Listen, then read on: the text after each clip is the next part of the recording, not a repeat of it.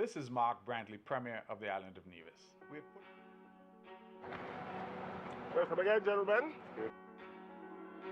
So we have this well here. This was the first of the wells that we had, the 9 wells that we commissioned the company from Trinidad. Wow. Where we are right now, we're running from generator because we have not gotten the full electricity power to run it.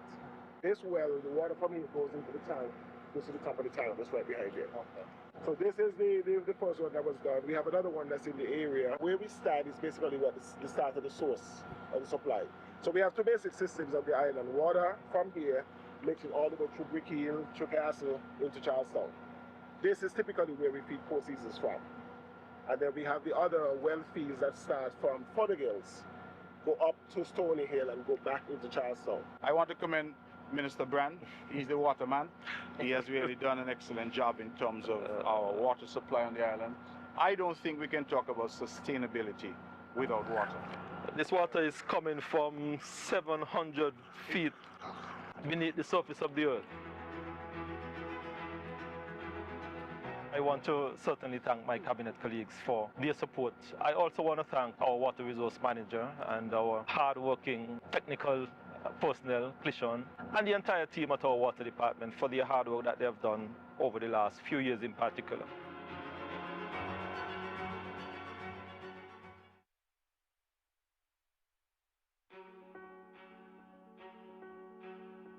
We at the Nevis Water Department is particularly pleased and delighted to be here at our desalination plant. When we think about global warming, this is a good example of what can be the end product of the necessary changes that we will need to make in our water infrastructure. We had a well in the area were down recently, and the added weight was placed on the desalination plant without any disruption to our supply in the areas. How do you see this contributing to water security here on the island of Nevis? Most of our water is groundwater. And of course, that is affected by rainfall with the climate change situation that we're experiencing. And so we can't depend on that as much as we used to. Yes.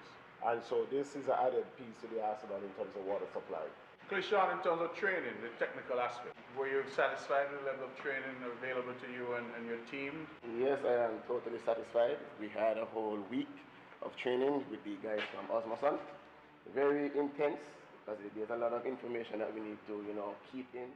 From concept to realization, this desalination plant, the first of its kind on the island of Nevis, is evidence of what we mean when we say that we are growing Nevis together. Building Nevis by Nevisans and for Nevisans. Brick by brick. Brick by brick.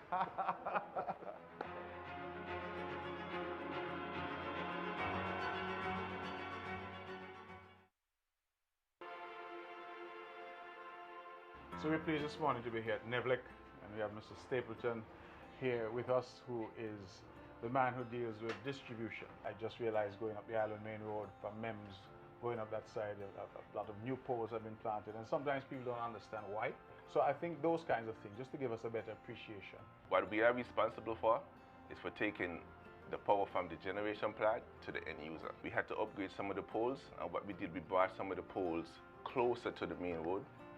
We also upgraded the conductor and some of the insulators in that area.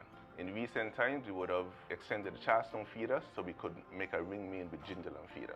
So if the power goes anywhere along the line, let's say in Lamper Hill, we could quickly backfeed Gingerland feeder into Cox. Gingerland and Cotton Ground feeders are the rural circuits, so they carry the most demand. Cotton Ground has grown exponentially over the years. We had reduced some of the load from the Charlestown 2 feeder, and that gave us the opportunity now to add some load to Charlestown 1. So we're able to provide a more balanced load demand throughout the island. We just want to ask the general public, when they see our guys in the area, to just be cautious when you're working on the road. Hotline number is 662-5811.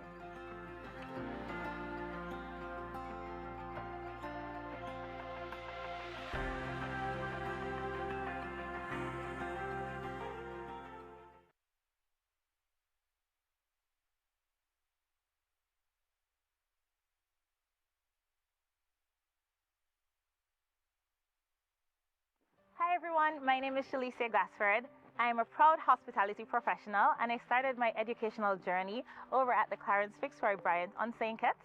I then went over to Switzerland, where I studied at the Cesarets Colleges and Washington State University. And just recently, I completed my last certificate at the Le Roche-Marbella, Spain campus. I'm so privileged and honored to have been able to study and work in so many different parts of the world. But one of the greatest joys that I have is to be able to hone that knowledge outside and bring it right here to my island, Nevis. Being able to impact my knowledge, my expertise, and my education to my peers and my colleagues every day makes me feel very proud that I'm really contributing to our tourism product here on Nevis. Looking ahead, I see the future of Nevis and the future of my career evolving together in perfect harmony. I envision Nevis becoming a true luxury destination, and I believe that I would be able to advance Nevis together in that direction. There are so many different rewards that I gain every single day from building my life here on Nevis and my career here on Nevis. First of all, I have an opportunity every day to wake up passionately to do something that I love. Not only do I get to do something that I love, but I get to do that with other Nevisians, and we both love it together as we all try to serve our guests in the best way possible to help to advance our tourism product.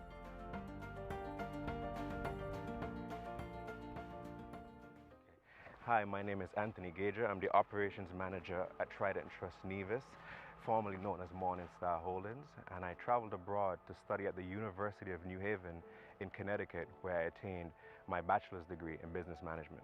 I was always inspired by local business people, whether they were entrepreneurs, whether they were a part of an established company and they rise through the ranks of that company, and I always paid attention to their success over time. And I always challenged myself and always reminded myself that that could be me one day. Unique opportunities that exist in Nevis that may actually surprise others, I believe, are the amount of leadership opportunities that exist.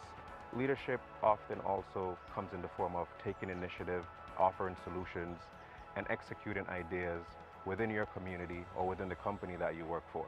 We must remind ourselves that things are great now, but we're definitely going to get older at some point in time. So are your current habits contributing to the life you wish to live that would put you in a position to look after your family that you may have one day, or to look after your parents when that time comes? You don't need to leave Nevis to live meaningfully. You just need vision, discipline, and a willingness to adapt and grow.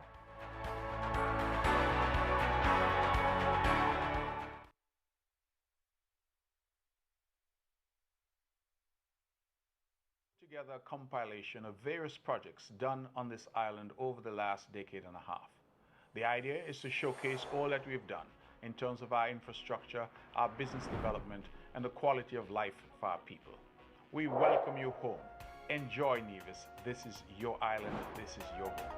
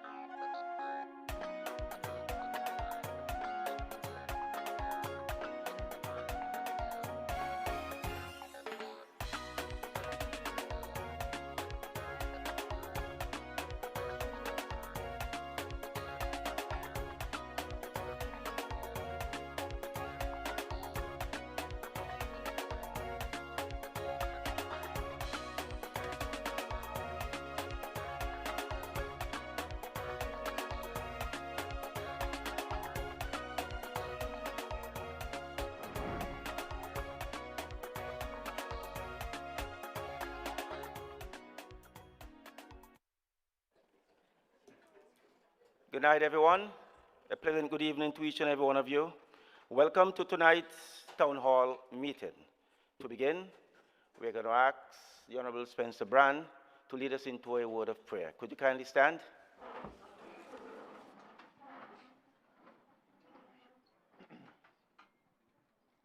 Good evening, everyone,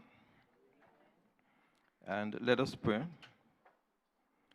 Holy and most loving Father, we gather here tonight in this place to discuss matters that we feel are of national importance. We pray, O God, that in our discussion we will be cordial, respectful, and forthright. We pray, O God, that in everything we do here tonight would be to your honor and glory.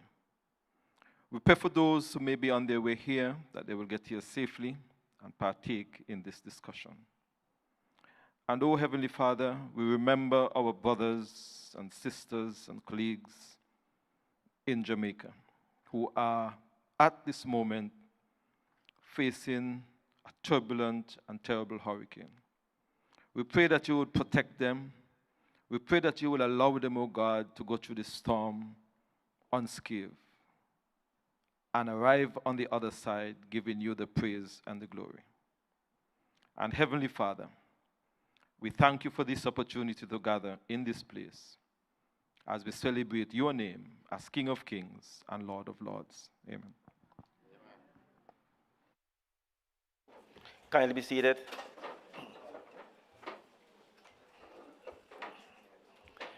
Good evening once again to all. This evening we are Good evening once again. I am your moderator for this evening, Weekly Daniel. This evening we are gathered here at a very significant town hall meeting to discuss the Special Sustainability Zone and the proposed project for Nevis. I must say that prior to being here this evening, the Nevis Island Administration, primarily the Cabinet, had a number of consultations. On the 7th of October, they met with the St. Kitts Nevis Chamber of Industry and Commerce. On the 10th, they met with the opposition parliamentarians. On the 14th, the church groups. On the 16th, hoteliers, taxi association, and the tourism personnel. On the 24th, they had a meeting with the police high command.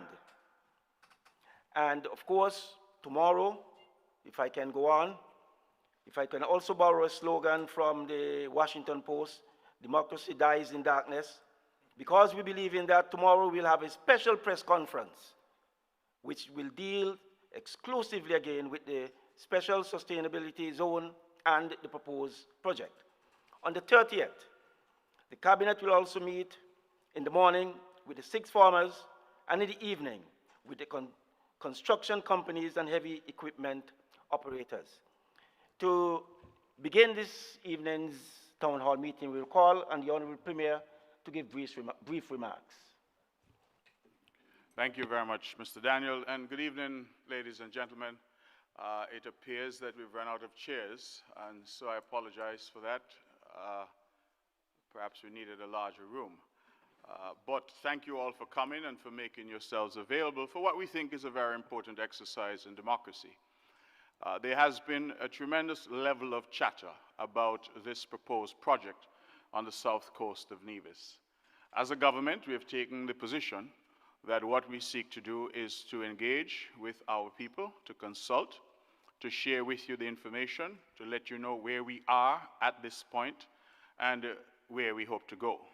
We are hopeful that through this engagement and others that you've heard of, various stakeholder groups, that we will get from you an indication of your position, and that those positions garnered from you will help us as government in terms of shaping our response to the proposal that has come for the development of that part of Nevis.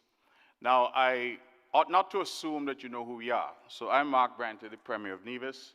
On my immediate left is the Deputy Premier, the Honorable Eric Evelyn. On my immediate right is the Minister, the Honorable Minister Spencer Brand. He has responsibility for public works and other areas. on Minister Brand's right is the Honorable Troy Liburd. He has responsibility for education et al. And on Eric's left is the Honorable Janelle Nisbet, who is our Minister of Health. And then on the very far left is Madam Helen Lewis, who is our legal advisor. We apologize for the absence of our Cabinet Secretary, Mr. Stedman Truss, but he's not feeling well this evening, and so he can't be here. The format that we have been taking for these discussions is to show you a brief video. That video is a video produced not by us, but by the proposed developers, where they're telling you what it is they're proposing to do. And then we want to take you into a bit more detail in terms of a slideshow. The Honorable Spencer Brand will guide us through the slideshow when we get there. And then we get to what I think is a more important part of this engagement, which would really be the question and answer. So I hope that we have no objections to that approach. That is what we're hoping to do, to give you some information and then obviously to engage and to have your questions asked, and where possible that we can answer those questions. I want to reiterate at the very start of this meeting that we as a government have not signed any agreements. We have not concluded any arrangements. We have decided that the best approach on this is to consult first and then to have that consultation inform our position.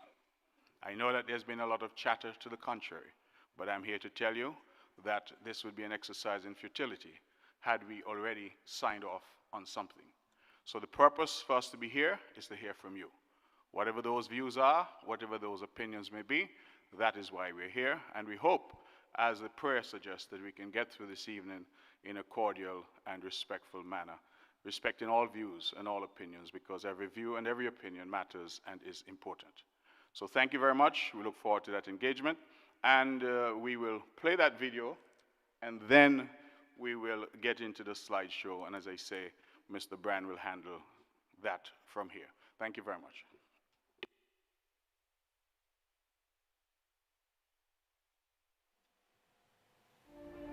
Hello fellow Nevisians and Catetians. My name is Olivier Janssens, and I'm the founder of Destiny.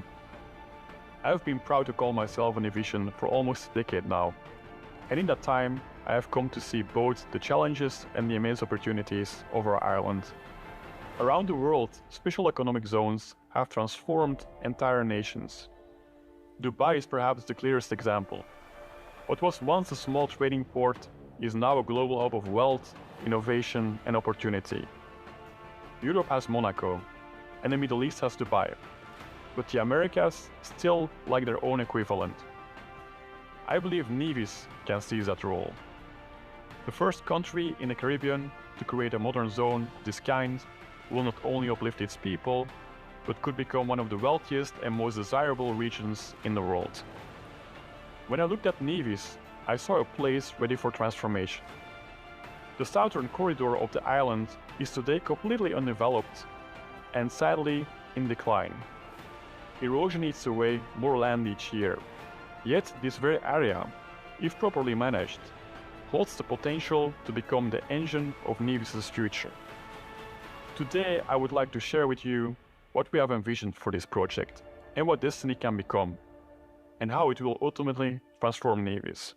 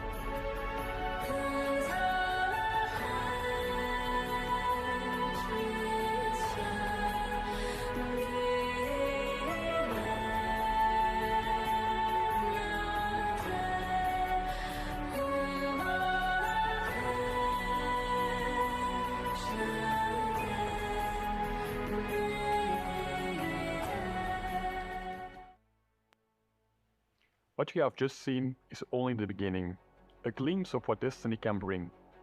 New opportunities, prosperity, and a brighter future for Nevis and its people. To bring this vision to life, we have partnered with Skidmore, Owings & Merrill, also known as SOM, which are one of the most respected architectural firms in the world. SOM has designed some of the most iconic projects on the planet, including the World Trade Center in New York, and they have delivered developments of this scale across every continent. Their experience ensures that destiny will be built to the highest international standards. Nevis is this amazing tropical paradise. It's really unspoiled, and we want to preserve that feeling of remoteness, that this is an escape, and yet very connected to the earth. In the way that we've approached the master plan, we seek to derive all of our design decisions from the existing beauty of the site, from the topography, from the water, from the shape of the beach. We want to create an architecture that's in balance with nature. I always think that nature is the best designer. In this case, we have a site that's got, I think, close to 2 miles of beach along its edge. From the beachfront, there'll be an oceanfront promenade there. And then from that kind of promenade, we'll have a kind of fisherman's village, pedestrian and nature. And then stepping up gradually, a set of neighborhoods, which are very often surrounding lakes, which we'll shape based on the existing landforms that we'll see. So when you see destiny from the boat as you approach, you immediately take away that this place was designed with nature first. To me, that's poetry, and that's the poetry of engineering. It's great for the planet, it's great for the economy. In developing the master plan, we're drawing upon our experience in other projects globally to be aspirational, but also practical. We've engaged with the local experts who really understand the ecosystem of Nevis, as well as international experts. We intentionally are designing for families, we're designing for young professionals, because we want that diversity of a community as part of the just overall character of the place. One of the founders of Skidmore, Owings & Merrill, my firm, said humankind will be judged by the marks that it makes on the earth. And I feel that responsibility when we do a project like Destiny. We have a responsibility to make people fall in love with this new place they're calling home. Thank you, Scott. We will soon unveil our more detailed master plan, showing exactly how Destiny will take shape on the south side of Nevis. At the heart of Destiny is a deep respect for the nature and the rich natural beauty of Nevis. From the beginning, we made sure that our plan will leave ample green space. This is not a project of endless high-rises. Everything will be low-rise, and it will be carefully integrated with landscape and surrounded by greenery. We envision tree-lined neighborhoods, open parks, and natural spaces that allow both residents and visitors to feel connected to the island's beauty. We even plan a professional golf course, while still preserving wide, open natural spaces for everyone to enjoy. Destiny is designed first and foremost as a safe family resort community, a place where people can live permanently with their families. In fact, we plan to make Destiny one of the safest places in the world. It will be family-oriented and family-friendly, with neighborhoods, green spaces, and amenities built for everyday life, not just for short visits. Destiny is about families living, growing, and thriving together. We are also conducting a full environmental impact assessment to ensure that Destiny is developed responsibly and sustainably. To guide us in this process, we are working closely with respected environmental experts, including Dr. Deborah Brosnan, who is internationally recognized for her work in marine and coastal resilience and is very familiar with Nevis. Dr. Brosnan will now share a few words about the project. Everything that happens on Nevis is completely tied and aligned to the natural ecosystem. We know that our future is changing, so we have to plan and build for the future, and that's what Destiny is looking to do. And Destiny recognizes that nature is our ally. And when you align with nature, what you do is you create resilience. Nature provides that resilience. Destiny's plan is to understand how are we getting resilience from nature, and then to restore that resilience. The coral reef provides the sand, but it also provides habitat and fisheries. So what Destiny is doing will be building and recreating reefs as part of the natural infrastructure along the coast.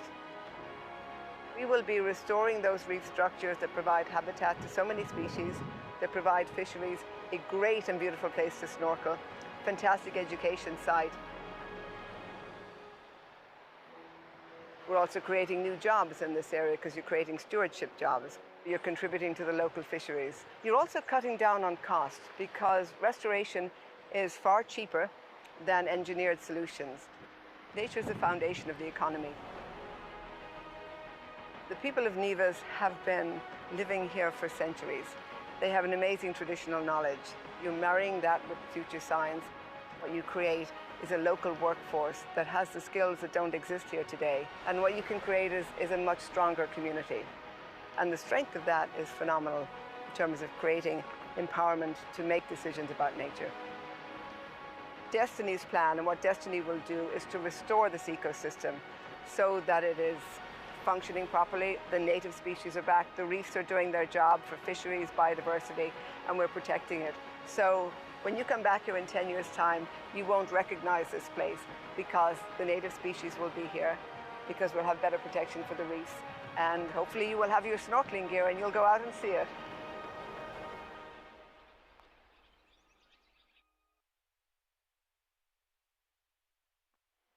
Thank you, Dr. Brosnan. Now, you may be asking, this all sounds exciting, but what does it actually mean for Nevisians and Kittitians? Destiny will deliver tangible benefits. Thousands of jobs, both immediately and long-term. Jobs during construction and in permanent sectors like hospitality, services, and technology. The Nevis government has additionally mandated that Nevisians and residents be given first preference for all jobs. The same will apply for all Kittitians.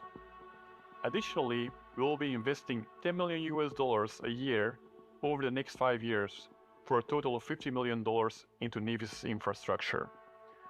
This includes millions in funding for the Alexander Hospital and healthcare centers. The remaining funds will go to other critical projects agreed on with the Nevis government. We will help to ensure these projects are delivered to the highest standards. And because Destiny is part of Nevis, we also want Nevis to share in its success. Therefore, we are very excited to announce that Nevis will get a permanent 20% profit share in Destiny, so that we will all grow together. 10% will go directly to the government, and an additional 10% will go into a sovereign wealth fund, which will generate long-term returns for future generations and will be used to support Nevis and Nevisians in many ways. And because investing in people is just as important, I am proud to announce a $1 million yearly scholarship program for Nevisians to study abroad. This begins immediately and will continue every year moving forward. And last but not least, in the world's first, and this is truly historic, Destiny is announcing today that we will be sharing an additional 5% of our profits directly with you, which means you all get to take part in its success. This profit share will be paid out to you directly and through technology, which we will create early next year. To make sure you stay informed about this initiative and benefit as soon as it is available, you can go to destiny.com today to sign up. Finally, I want to make a direct appeal to every Nevisian and Kittitian who wishes to contribute to Destiny. We will need thousands of hands and minds to bring this vision to life. If you are looking for work, or if you own a company that can provide services, from construction to hospitality, logistics to creative industries, we want to hear from you. Please visit destiny.com and go to the job section to submit your application or proposal. Whether you are an individual seeking new opportunities or a business ready to grow with us, Destiny welcomes you. This is a call for everyone who wants to be part of building something truly historic. Before I close, I also want to address a few common concerns directly. If you own land in the area and you do not want to sell your land, you don't have to. Selling is voluntary and always will be. And for those who are open to sell but want to keep owning land in Nevis, we are happy to offer land swaps for a different area. We know land is very precious and we fully respect that. Also, Destiny is not a separate country. The Constitution of St. Kitts and Nevis fully applies. And while the zone will have its own internal regulations to attract investment and be safe and secure, we remain bound by the Constitution of St. Kitts and Nevis. In regards to access, Destiny will always remain open and welcoming. Anyone is free to visit Destiny at any time. All beaches in Nevis, including those within Destiny, will remain open to the public. And traditional activities, such as fishing, will continue, just as they do today. In closing, I want you to know that Destiny is more than a development. It is a promise, a lasting partnership. It is an opportunity to create jobs, protect our nature, invest in our future, and place Nevis on the global stage where it belongs. But most of all, Destiny is about you, about Nevisians, Kittitians, and international families living, growing, and thriving together on our beautiful island. For centuries, Nevis has been known as the Queen of the Caribbean. With Destiny, we now have the chance to make her a jewel of the world. And the most powerful part is this: Destiny is not just ours to build, it is yours to share in. Every step forward we take, every success we achieve, will also be your success. Together, we can create something historic. Together, we can show the world what a small island with a big vision can accomplish. And together, we will make Nevis not only a jewel of the Caribbean, but a shining example for generations to come. Thank you.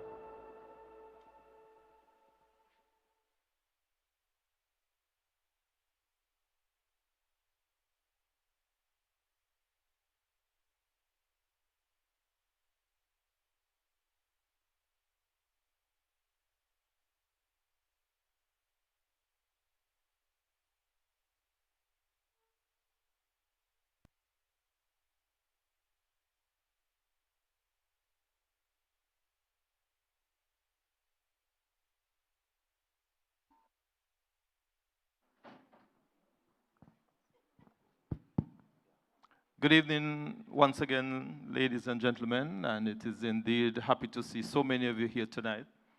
I will take you through the slide presentation, and I would hope that you can hold your questions until we are done with the presentation. However, if you feel that you really need to interject and ask the question, then please go right ahead and do it. The presentation is in approximately.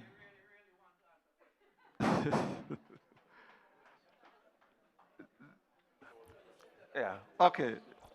The presentation is in 4 sections, and the first section, of course, would highlight the team credentials, the site plan and visualization, the environmental impact, and finally, the economic impact.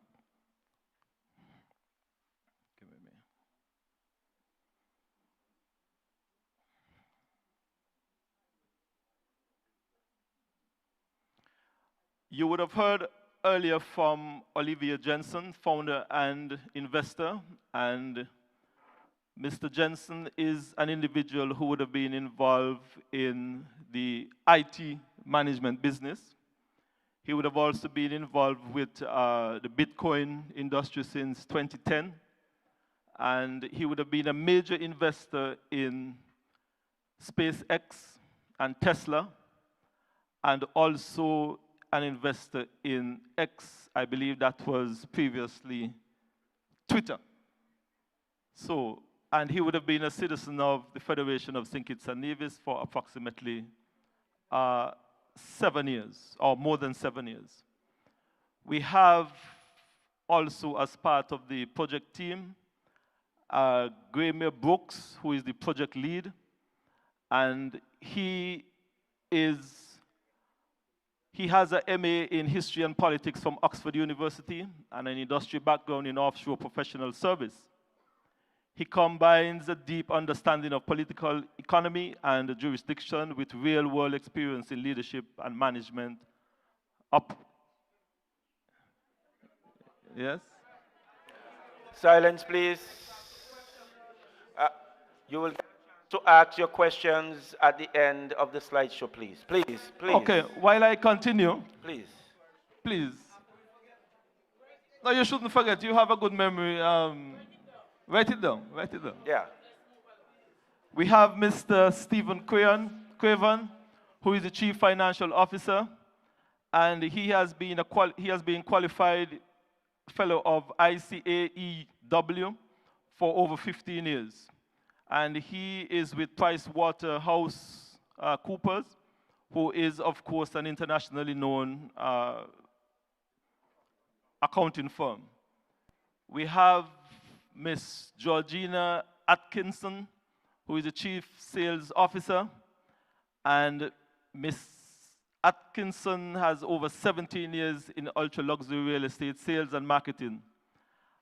She would have been involved with Knight Frank and Berkeley Group, which is a luxury investment group in New York, London, Dubai, and Singapore.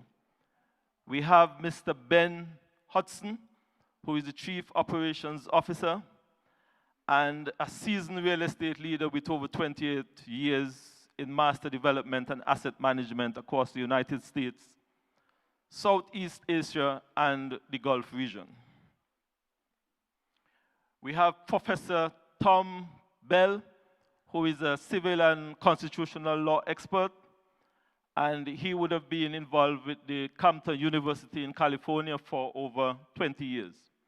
We have Professor Mark Beer, OBE, who is a judicial system and ADR expert, and he is the chief executive and registrar of the Dubai International Financial Center, and he would have been involved with a lot of those developments in Dubai. We have Professor Eric Luna, who is a criminal and constitutional law expert, and he would have been a constitutional and criminal law expert at the Arizona State University. We have Dr. Andreas Bogdaner, I hope I get that name right, an expert with decades of practicing experience, and he would have been one of the individuals who have been consulting on this particular development. We have Dr. Dawn DiCato, who is is a Commonwealth law expert, and she would have been practicing law in England and Wales, Grenada, St. Kitts and Nevis, St. Vincent and the Grenadines, and of course throughout other Commonwealth territories. Now we have the project team, and the project team is led by SOM. I believe you would have heard the name before in the presentation by Olivier. And SOM, which is a company that was founded way back in 1936, and SOM stands for Skidmore, Owen, and Merrill, and they would have been involved in at least 1 in every 250 square feet built in the United States that was designed by SOM. So they are an international recognized architectural consulting firm. They would have been involved as well with the World Trade Center. This is a depiction of the Jeddah Coastal and Central Urban Master Plan. They would have done that. They would have done the Chicago Millennium Park Master Plan. So they have vast experience in these type of development. SOM have been associated with the AIA, which is the American Institute of Architects, for over 25 years. They have over 10,000 projects in over 50 countries. And they have been around for 87 years in innovative designs. And they have over 2.2 thousand international design awards.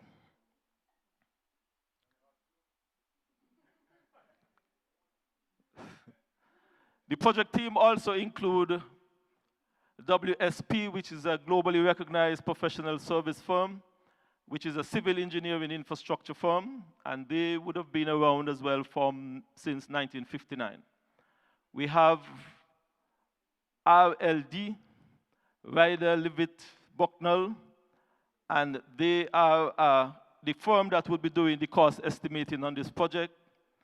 We have Marine Engineering Coastal Engineering firm, HR Wallingford, and they too would have been involved in marine engineering globally. We have Marina Projects, and Marina Projects was founded in 2002, and they would have been involved in significant marine projects globally. We have Deborah Brunson, who is an advisor, and Deborah Brunson and Associates is a global science and strategic firm that works with discerning clients. We have Krabitri Group, Inc., and they also have been involved in civil engineering work throughout similar projects such as these. This is a depiction of what the site plan would look like. It's somewhat an aerial view, and this would give you an idea as to what the outcome of the project would look like. These are some design principles that they are working with, and one of the design principles that they are working with is to design with nature.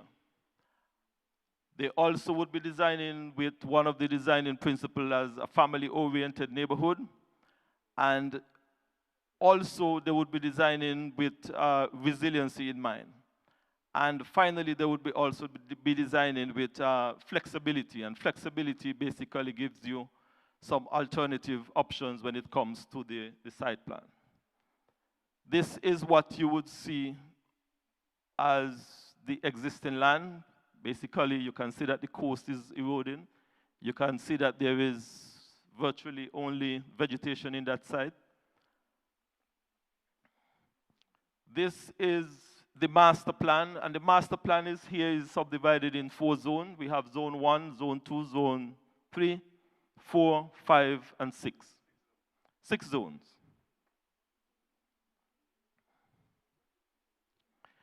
This is an ocean view of what you would see if you were looking at the development from the ocean side. These are some depiction and architectural rendering of what the residential neighborhoods would look like.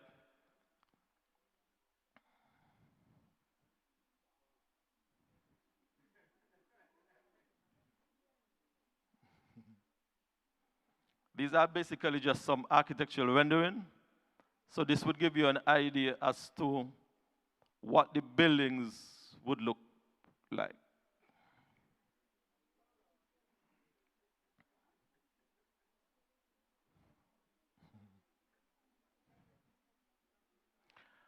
Now, let's go through the various neighborhood amenities.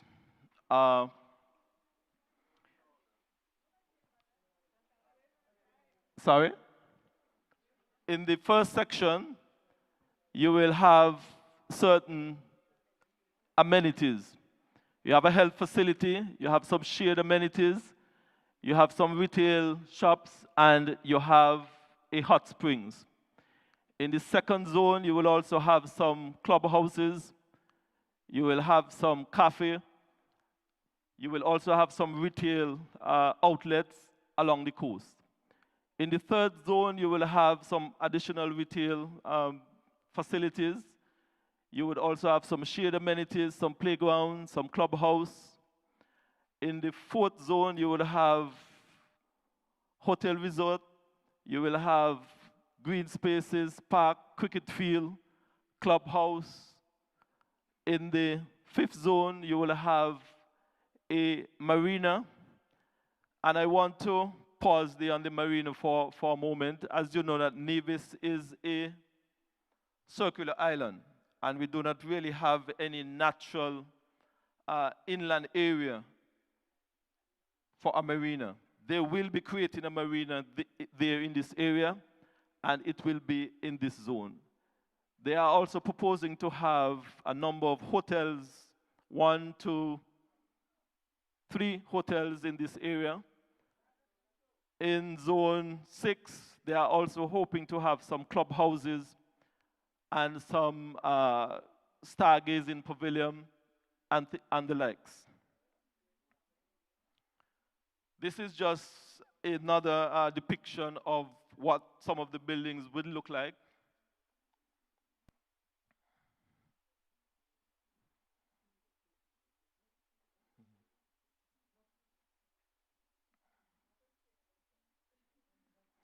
This is the view from the ocean side.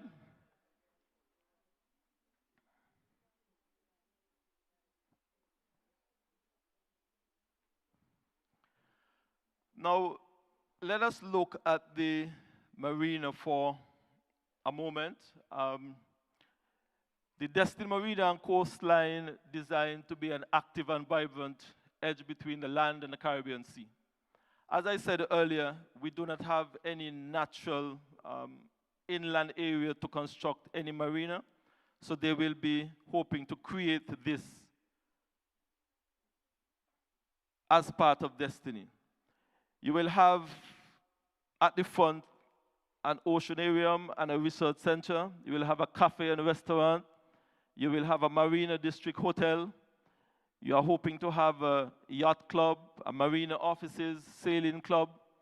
They will also create a beach in this area and also a number of residences along the circumference of the marina area.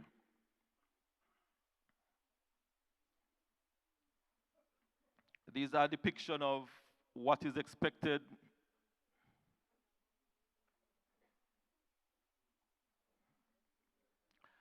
Now, the area, as we are all aware, is on the side of Nevis that is heavily impacted by the ocean. And we are expecting that Destiny will do a number of things in this area. One of the things that they are hoping to do is to do some reef restoration. Because if they do not do the reef restoration, then the coastline will definitely be destroyed by the wave action. They are hoping that they will be able to restore some 4.5 miles of coastline and beach restorations.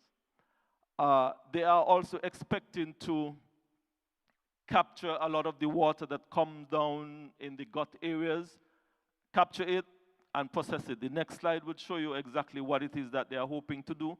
But the critical thing for them in this area is to do some coastal reef and ecological habitat restoration. Now, one of the things that we have insisted on is for them to be able to provide their own water.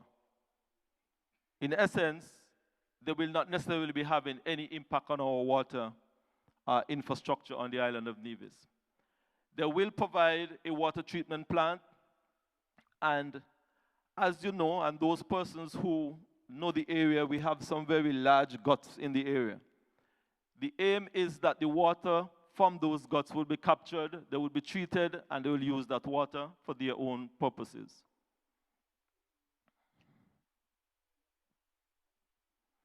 Also, in terms of their energy, we expect that they will be able to provide a clean energy infrastructure by using what we call photovoltaic canopy and those would be able to be placed on buildings, those will be able to be placed in strategic areas to capture and ensure that there is renewable energy to power this development. We do not expect that they will be having any impact as well, or little impact on our energy infrastructure. However, because of the requirement of the energy, they are proposing that they would be able to partner with the Nevis Island administration to help develop our geothermal project. Because this is a development that they are proposing to be an environmentally friendly development, and the geothermal energy would be also beneficial to them.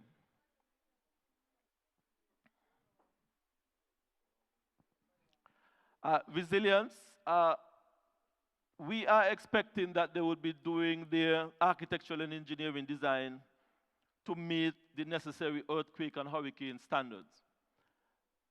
They, as you are aware right now, there is a Category 5 hurricane that is onslaught in Jamaica. We are expecting that their design will be able to withstand those type of weather phenomenon. They will be able to withstand our periodic earthquakes and hurricanes as well. And they are designing to the Miami-Dade code, and of course they will have to design to our OECS building codes, St. Kitts and Nevis building codes. All of those would have to be taken into consideration.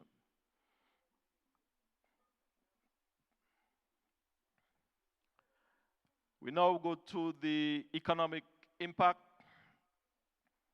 and they are proposing that the economic impact will be threefold: direct, indirect, and induced economic impact.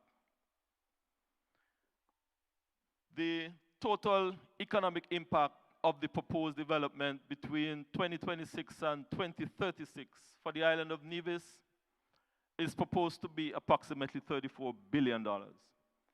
For the island of St. Kitts, they are projecting that there will be an $18 billion on the island of St. Kitts, with a total of $52 billion total economic output within the Federation of St. Kitts and Nevis.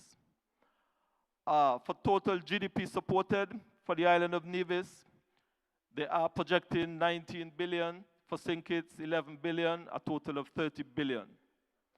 For total job years supported, and I just wanted to highlight that this is projected between the period of 2026 to 2036, over a 10-year period. For the total job years supported for the island of Nevis, approximately 196,000. On St. Kitts, approximately 114,000, and giving a total of 310,000. Total taxes generated for the island of Nevis projected to be 1.7 billion, and on St. Kitts, 0.8 billion, giving a total of 2.5 billion. The annual average economic impact of the period on the island of Nevis, they are projecting 3.1 billion. For the island of St. Kitts, 1.7 billion, giving a total of 4.7 billion, which is projected to be the total economic output under the period. For the total GDP supported for the island of Nevis, they are projecting that that will be 1.7 billion, and for the island of St. Kitts, $1 billion. Total jobs supported under the period, 17,900 for Nevis, and on the island of St. Kitts, they are projecting that it will be approximately just over 10,000. Total tax generated, 150 million for the island of Nevis, and approximately 75 million for the island of St. Kitts, giving a total of $225 billion. $million. The economic impact for the construction, according to the According to the plans provided by Destiny, total construction spending is expected to be approximately 23 billion, and the total economic output for the entire period would be about 40 billion, as well as contribution of 23 billion to the GDP of St. Kitts and Nevis. Economic impacts for resident spending in 2036, for a total, they are projecting approximately 680 million. And that is the total for St. Kitts and Nevis. For the total GDP supported, they are projecting 410 million. And for the total job supported, they are projecting 3,800. And for the total tax generated, they are projecting 29 million. The direct commitments, they have given a direct commitment to the Nevis Island administration over a 5-year period of 50 million. You would have heard that in the initial presentation by Mr. Jensen. 20% profit share for Nevis, $1 million annual scholarship fund, 5% share to locals, and obligations secured via lien on developers' property to enforce strong performance or KPIs.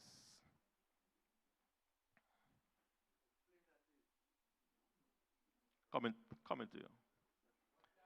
We can now entertain all of your questions. Thank you very much.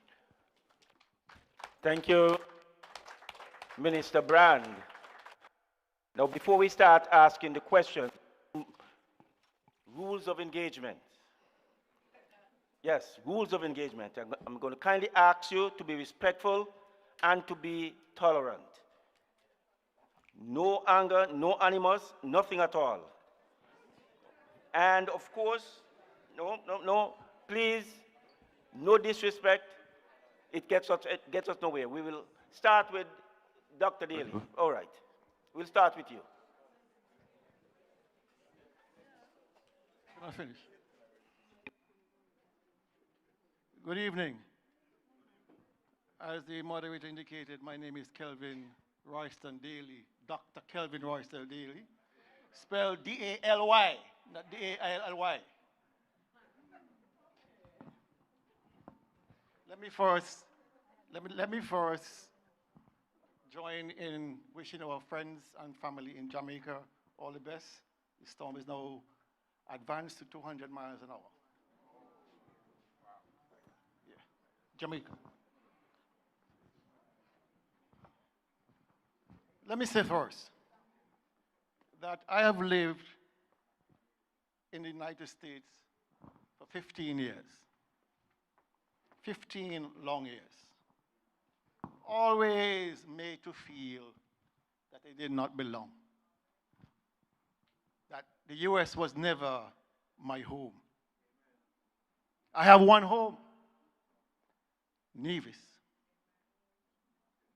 Nevis. And I never imagined that in my life that I will be faced with the possibility that I will become, in my lifetime, a minority on Nevis. That is serious business.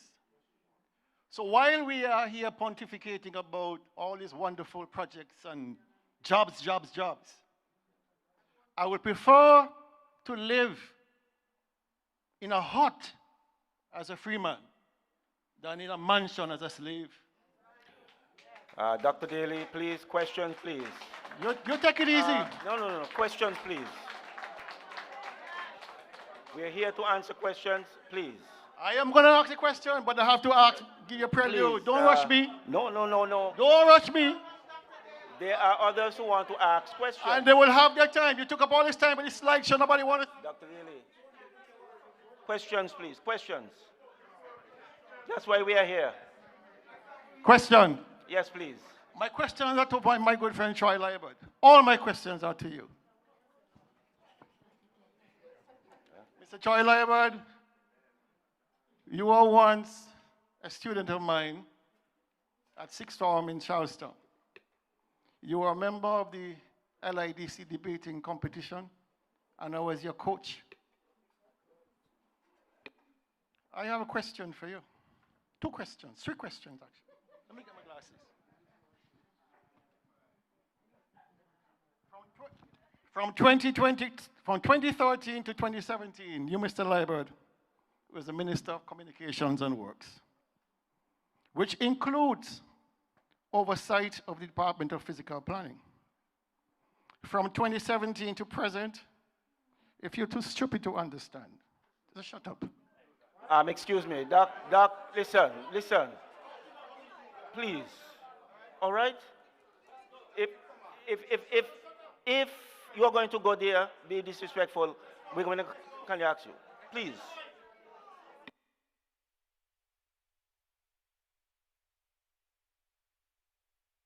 Quickly, please, there are others who want to ask questions. Quickly, please. Mr. Liebert, quickly. Do you understand or do you know the term libertarianism? Yes. I've heard it. You've heard it. One thing that was missing from the presentation this evening is any mention of who these people are. We know their bios and all that. But do you know that these people are libertarians? And do you know what the objectives are? I'm going to finish asking the question. Let's take notes. Yeah. What is their goal, these libertarians? I will leave you to answer that. My second question to you, Mr. Liebert. As a former Minister of Public Works, Communications and Works, do you support the exclusion of physical planning, essentially having it replaced by the Premier's hand-picked oversight body to monitor zone development? Please explain your answer to that. And my last question.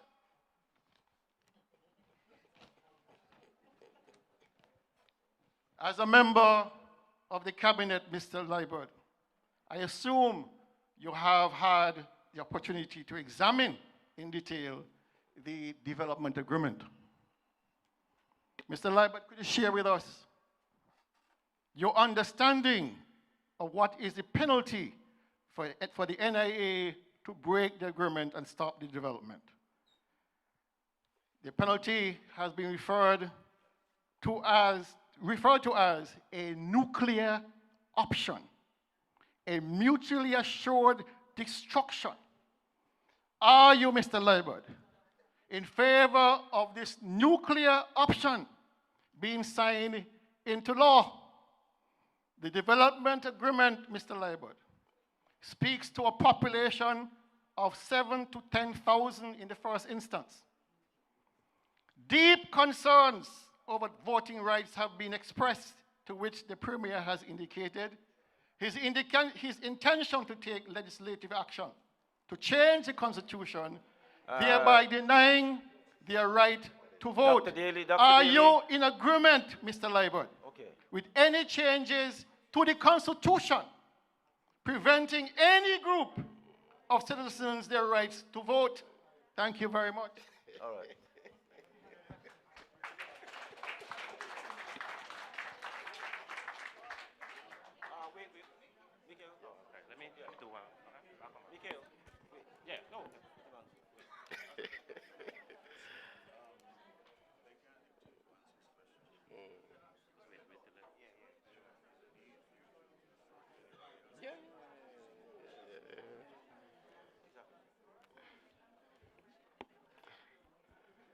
So Dr. Daly, you have addressed all of your questions to me, but of course, I wouldn't have all the answers to all of your questions.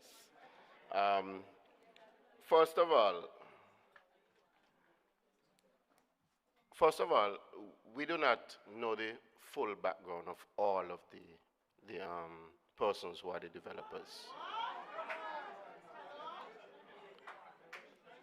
These developers, of course, they were not born and bred here in Nevis, so we're not going to know the full background of all of them. Okay? Now, as for whether somebody is a libertarian or something else, I cannot answer that question. Okay? Of course, people have gone online to Google different things, and that's up to them. What we have in front of us is development. And what we have to do is to assess that development based on the merits of that development.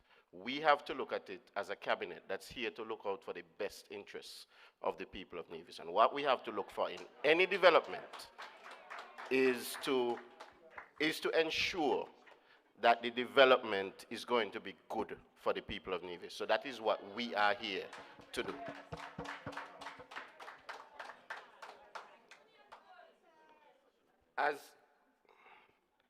As the Premier would have said in his opening remarks, we have not yet signed anything. We are not at that point yet, Dr. Daly. We are at the point where we are assessing the development. When we get to that point, then certainly all of the agencies who need to be involved will be involved. That is my best answer for you, Dr. Daly. What the other questions? Anyone has anything else to add? Any member of cabinet has anything else to add? I think you would have asked something about voting rights or some sort of change to the Constitution. Physical planning. I think I just addressed that when I said that when we get to that point, you know, all of the necessary agencies that have to be involved will be involved when we get to that point. So in terms of what you said as it relates to voting rights and constitutional change and so on, we have not contemplated constitutional change. What is different with this project and any other project, based on the legislation that was passed federally for the SSC, is that for this particular zone to be approved, it has to first be approved in the Parliament in Nevis, the House of Assembly, and then also in the Parliament on St. Kitts.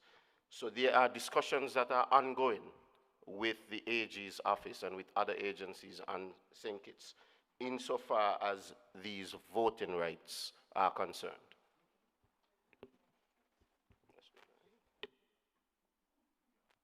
Good evening, ladies and gentlemen. Let me be very clear that there is no expectation or anticipation that anybody living in this zone will have the right to vote. This does not involve a constitutional amendment, because we vote by virtue of the legislation that deals with that, which I believe is the National Assembly Elections Act. What is proposed at this point is to have the necessary amendments done to the National Assembly Elections Act. And that act, if you're familiar with it, makes certain provisions as to who can vote, and the relevance of who can vote deals with who is registered and where they can be registered. This, and I want to step back a moment from this particular project. Whilst this project has sort of been a catalyst for a lot of public debate, St. Kitts and Nevis already has, by some tallies, well over 50,000 citizens who are economic citizens across the globe. And the truth is that until now, we have not tackled the question of whether or not those 50+ thousand people can vote in St. Kitts and Nevis. So the reality then is that on the existing understanding, those individuals have the same rights as you and I. Those individuals can at any point in time decide to descend on St. Kitts and Nevis, buy property, vote, do whatever else they would like to do as citizens. And so what has happened here, because this particular project is proposed, it has forced the federal government now, because voting is handled at that level, it is not a local NIA matter, to now contemplate what really ought to happen in relation to economic citizens broadly. but more specifically, what is to happen in relation to zone residents if indeed such a zone were to be approved and were to happen on the island of Nevis or on the island of St. Kitts, because this legislation is federal in nature. So the intention is that these individuals will have no rights to vote, and what we need to do therefore is to fashion the necessary legislation to make that clear. There is one other provision, it hasn't been asked about, but let me just tell you now, that we had a concern about people who are in the zone being able to purchase land outside the zone. And we have also said emphatically that there could be no cross-pollination, so to speak. So if you're in the zone, you will not be allowed to purchase real estate outside the zone.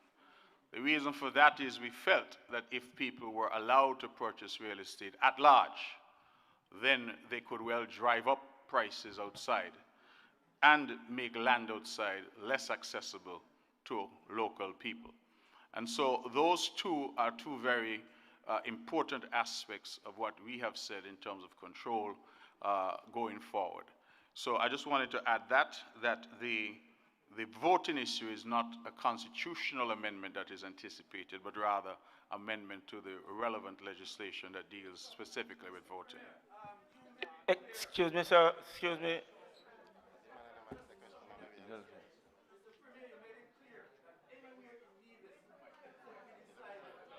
I don't have the mic. Sir, we go by a show of hands. Someone has the mic here, please. Okay. A follow-up question, quickly.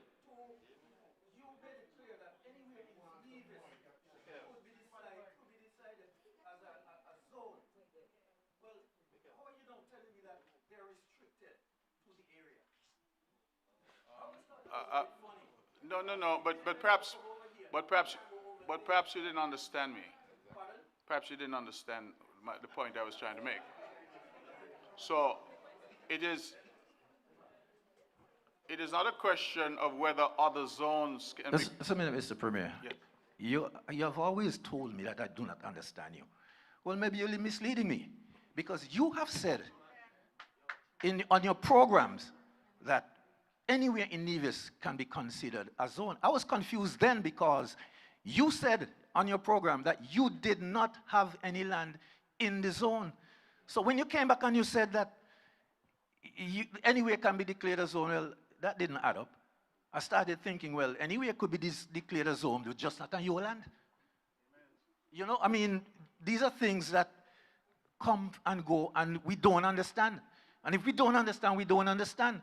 When we ask questions, it's for us to understand so that we could make an informed decision. I understand. You can help? Okay. Good night. Excuse me, in orderly manner, we are answering this question, please, and then you'll be given the opportunity. And we have, well, Javid, who had the mic before, please. Let me see if I can help Mr. Manners. The special authorization zone create a framework for any individual, any developer, anybody to apply to either the Nevis Island administration or to the federal government to create a particular zone. There are, of course, certain requirements that they must meet, right? And once they are able to perhaps meet those requirements, then the government can make a determination if they would approve or support that particular request. So it is not necessarily fair to say that there can either be one zone, or if somebody is in this zone, they can have another zone somewhere, right? The legislation creates the framework for any zone to be created anywhere in the Federation of St. Kitts and Nevis.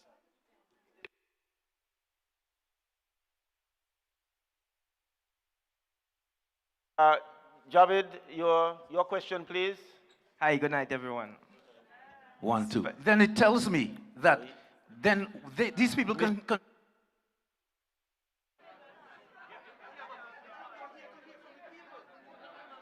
You ask your question, Mr. Manners. We are trying to get everybody involved. I'll come back to you. I'll come back to you, Mr. Manners. Good night, everyone. Exactly. Come on. A special good night to the panel that we have up here right now for coming out and listening to our issues that we have to hear. My name is Javid Pemberton. As Mr. Wakely said, my good ex-coach.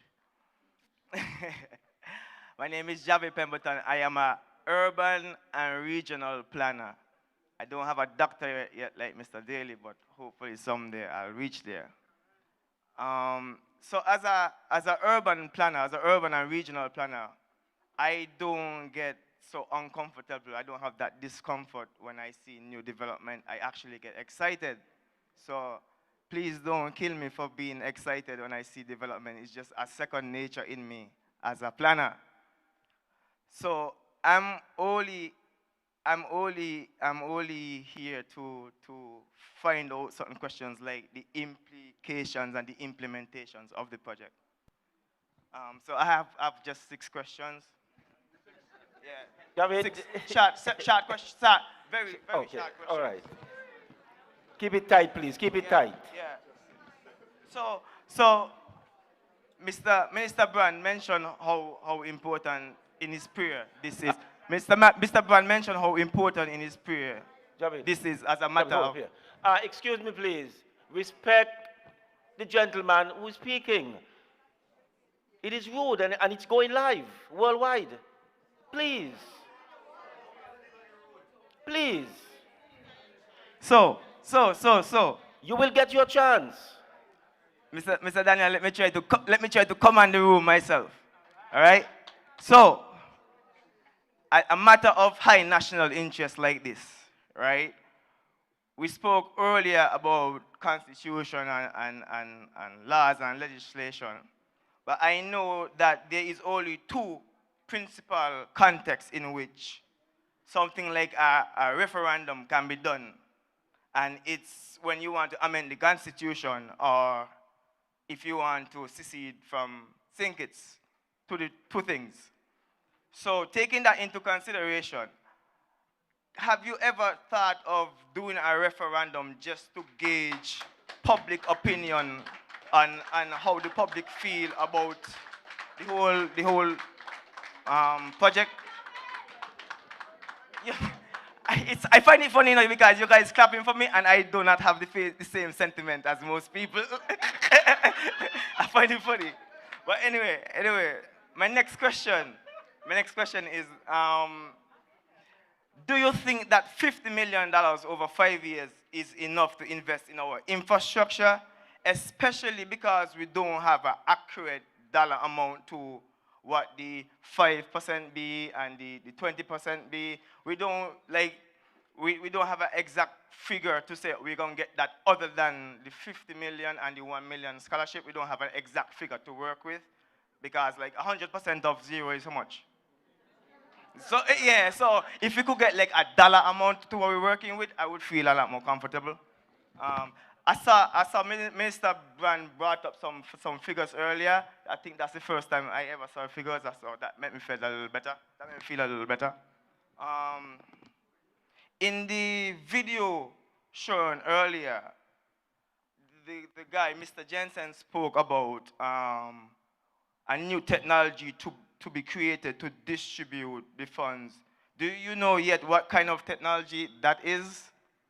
The 4th question, well, when we find out, we find out. At what stage in the development will payments be done to the country and its citizens, and how frequent, like quarterly, annually?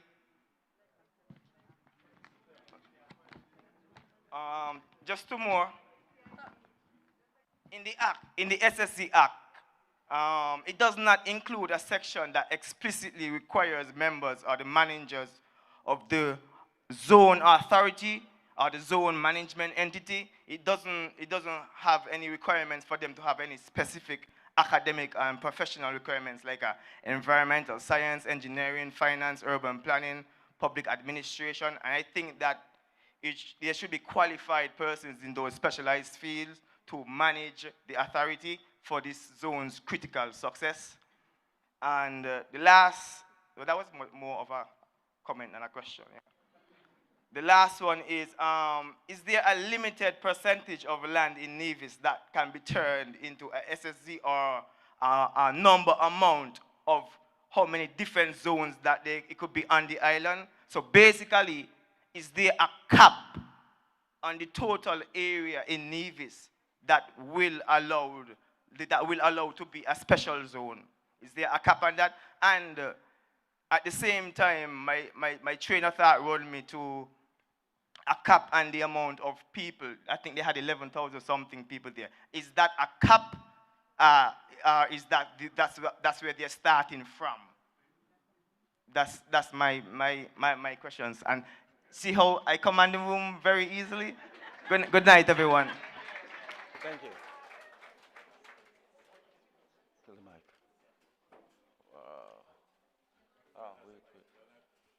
Wait. Where's the mic? Where's the mic? Yeah. We'll answer these questions. And folks, before we answer the questions, going forward, because I understand that there's so many of you who have questions that you need to ask, we are going to limit it to 2 questions per person. And if we come back around, right, then you'll get a second chance. But for now, 2 questions, please, per person. We have a lot of questions that persons want to ask. So please, go right ahead, please. Yeah. Good evening, all. I just want to take 2 of the questions from you, Mr. Stapleton. You did ask about the $50 million. And of course, this is a consultation, and so we are welcoming suggestions from you and members of the public. Of course, we showed what they have decided to give on the screen. But if you're thinking that $50 million is not enough, and you think that we should go back and renegotiate, we are, of course, open to suggestions. So if you have a figure in mind, we are open to hearing that figure that you think that we should accept. In terms of you asked about a cap, the last question you asked about a cap, there is no cap in terms of the population. I know the presentation made reference to 7,000 to 10,000 people. The bill or the act from Parliament doesn't specify any cap for the population, and the bill does not specify any cap in terms of the number of acres either. It does not also specify any cap in terms of the number of zones that can be applied in Nevis or in St. Kitts.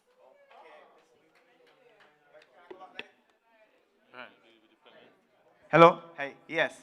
So I think it's very important for the security of Nevisians that a cap be placed somewhere for those 2 specific things, just for the security of Nevisians and their lands. And a cap in terms of what, the population or the acreage? A cap, both.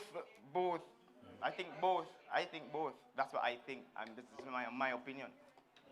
I'm just looking out for how this project can come and Nevis' security. That's what I'm looking out for at the end of it. Thank you, Javed. Thank you very much. The other questions? Other questions? No, there were some other questions we needed to answer.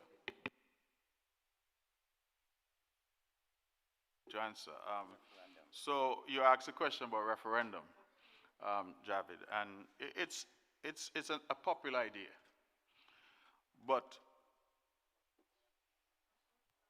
very little gets done in any country that is governed by way of referendum. You see, when you ask the question, there was applause in some quarters.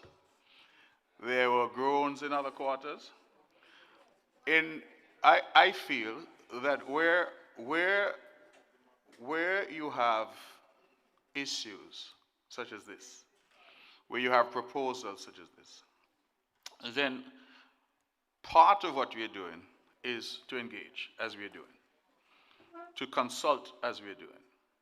To say that we will say yea or nay to a development or any project for that matter by going to a referendum takes us into a particular methodology of governance, which personally I feel will end up meaning paralysis in terms of the country moving forward.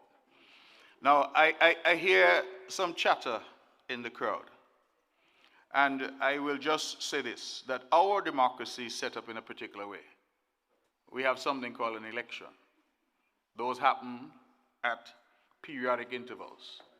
And an election, generally, is where the people determine whether they have agreed with the government or they want a change in direction.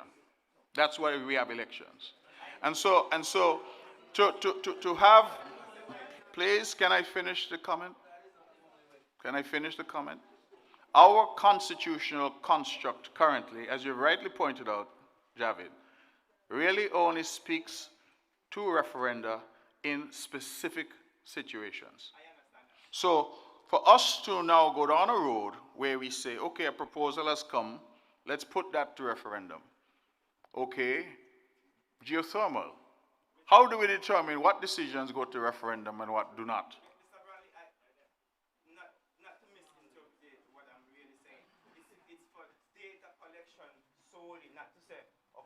Don't get 66% that we ain't going to do the project, just for data Okay, collection. well, And to know how the public generally feels, I think that's the most accurate thing to do. Right. So there are various ways, I think, to gather public opinion. There's polling, there's all of that. Referenda normally would happen when there's a decision to be made. So referenda would normally, yes or no. Do we legalize marijuana? Yes or no. Do we go this direction? Yes or no? That generally is what a referendum seeks to do. And all I'm saying is, to govern by referendum can lead to paralysis. Because what the Caribbean has shown whenever referenda have been engaged in, the referendum tends to fall along political lines. That tends to be the case. And so that's why governments are elected. Governments are elected to govern. All right.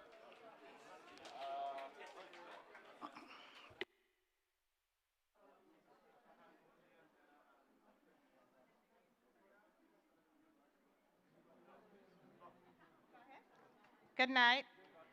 My name is Lauren Pemberton. I have two questions. The first is in backing up to your referendum comment. I think that when you talked about this first, you talked about this being an ultimate game changer for Nevis. And obviously, I think that you would be remiss if you didn't say that this is probably the most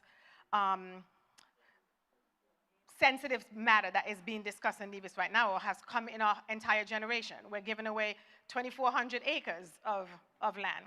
So I have a question. I do not agree with the SSC Act. I do not agree with Destiny SSC. What I would like to know is, what would it take for you to accept that the people of Nevis do not want either? So is it us getting 51% of the voters' cards and people registering that they do not want it? Is it 51% of the census population? What would it take for you to accept that the people don't want it? My second question is, have you been approached by another entity to establish another SSZ? And I clarified it to say an entity that came to you prior to the act, had discussions with you, and then came back after the act was established. Is there a history of that? Thank you. Yeah. Thank you very much for the questions. I'm always a little concerned when individuals stand up and talk for the people.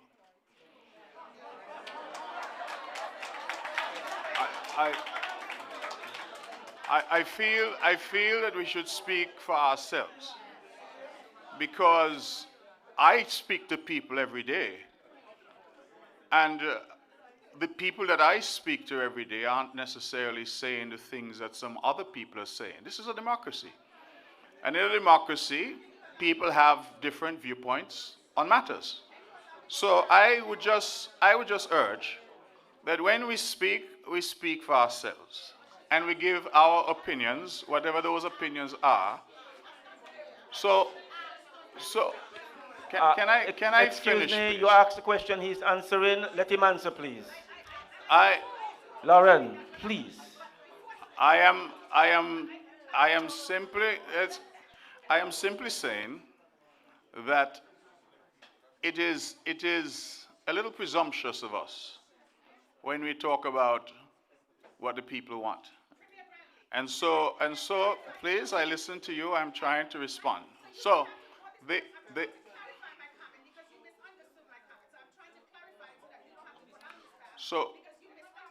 okay.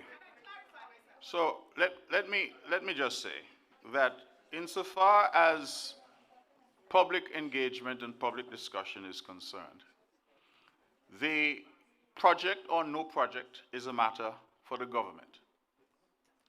That is why governments are elected.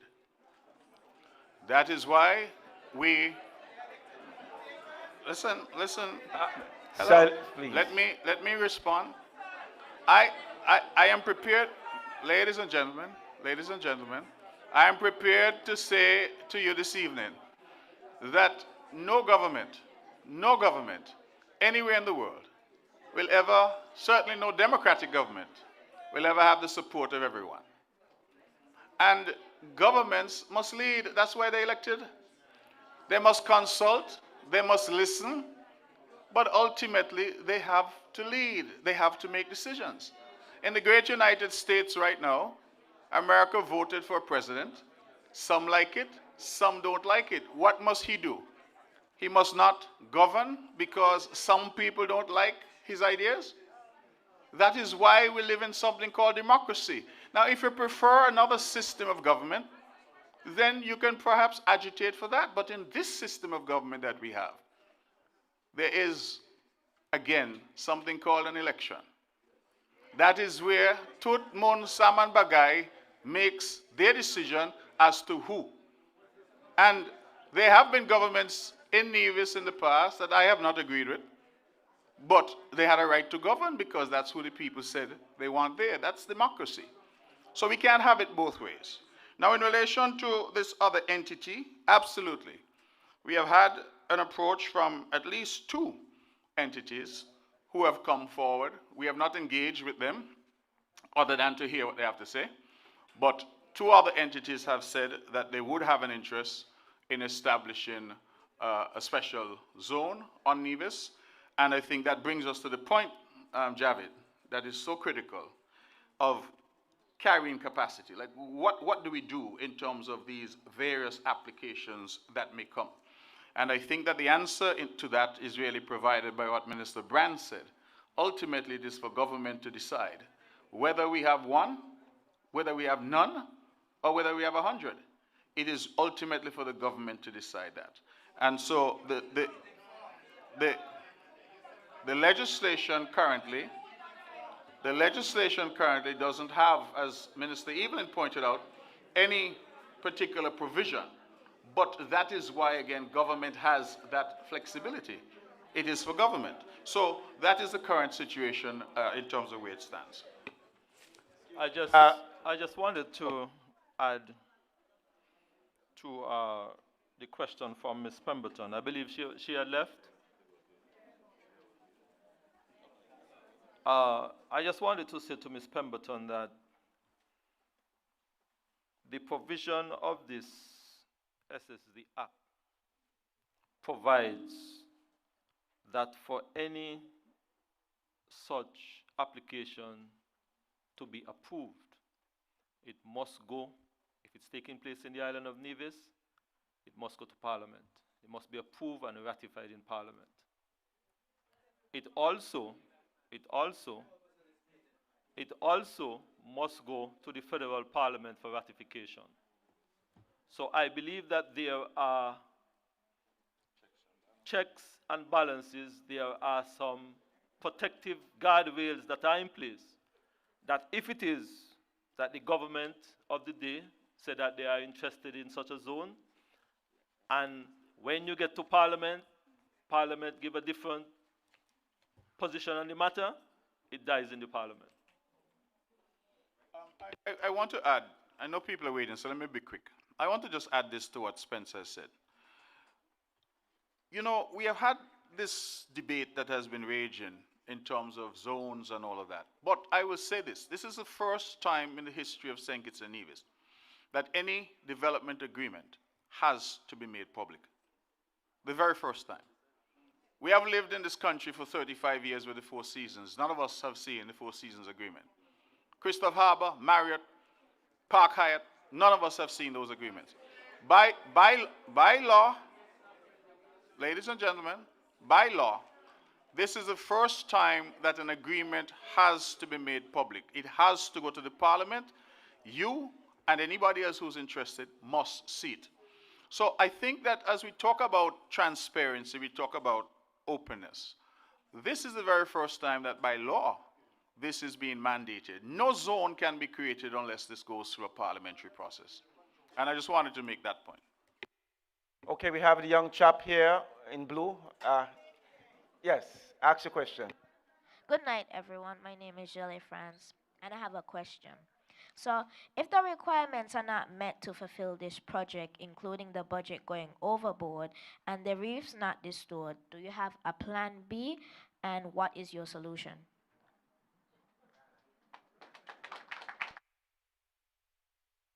Thank you. Yeah.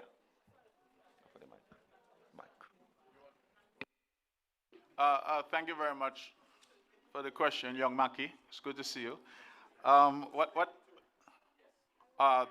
The question of is if there's a plan B, what the agreement is seeking to do is to build in penalties and performance damages and that kind of thing. So we are definitely trying to work through those types of issues. What happens if after a year these developers say, you know what, we aren't interested in bothering with this project?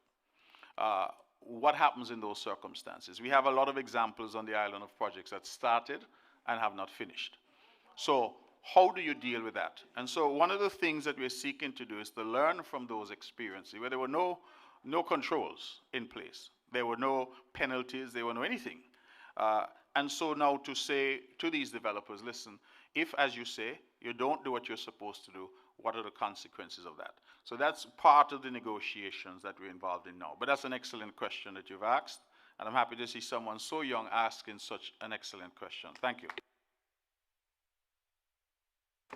Yes, okay. We'll have the gentleman here, and then we'll have the pastor there at the back. I'll come to you, don't worry. Hello. And then, hello, good night. I don't have two questions, but I have three crucial insights that I would like to share with you, if it's possible, in this scenario. So, my first insight is a warning, because without the solid water infrastructure in sync with physical development and planning activities, this amazing project is only a dream. Why is that? Because water security on the climate change is not an option, it's fundamental. The 2021 St. Kitts and Nevis Climate Summary from the Caribbean Institute of Hydrology and Meteorology gives us a clear evidence. By 2030, the extreme heat will increase 15 times over historical records. The hot season could become almost year-round, and rainfalls will decrease overall, yet storms will continue, will grow more strong, amplifying both flash flood and more frequent and severe meteorological droughts. This is fundamental to understand the risk under which our island is right now, and the water stress on the climate change is imminent throughout 2100.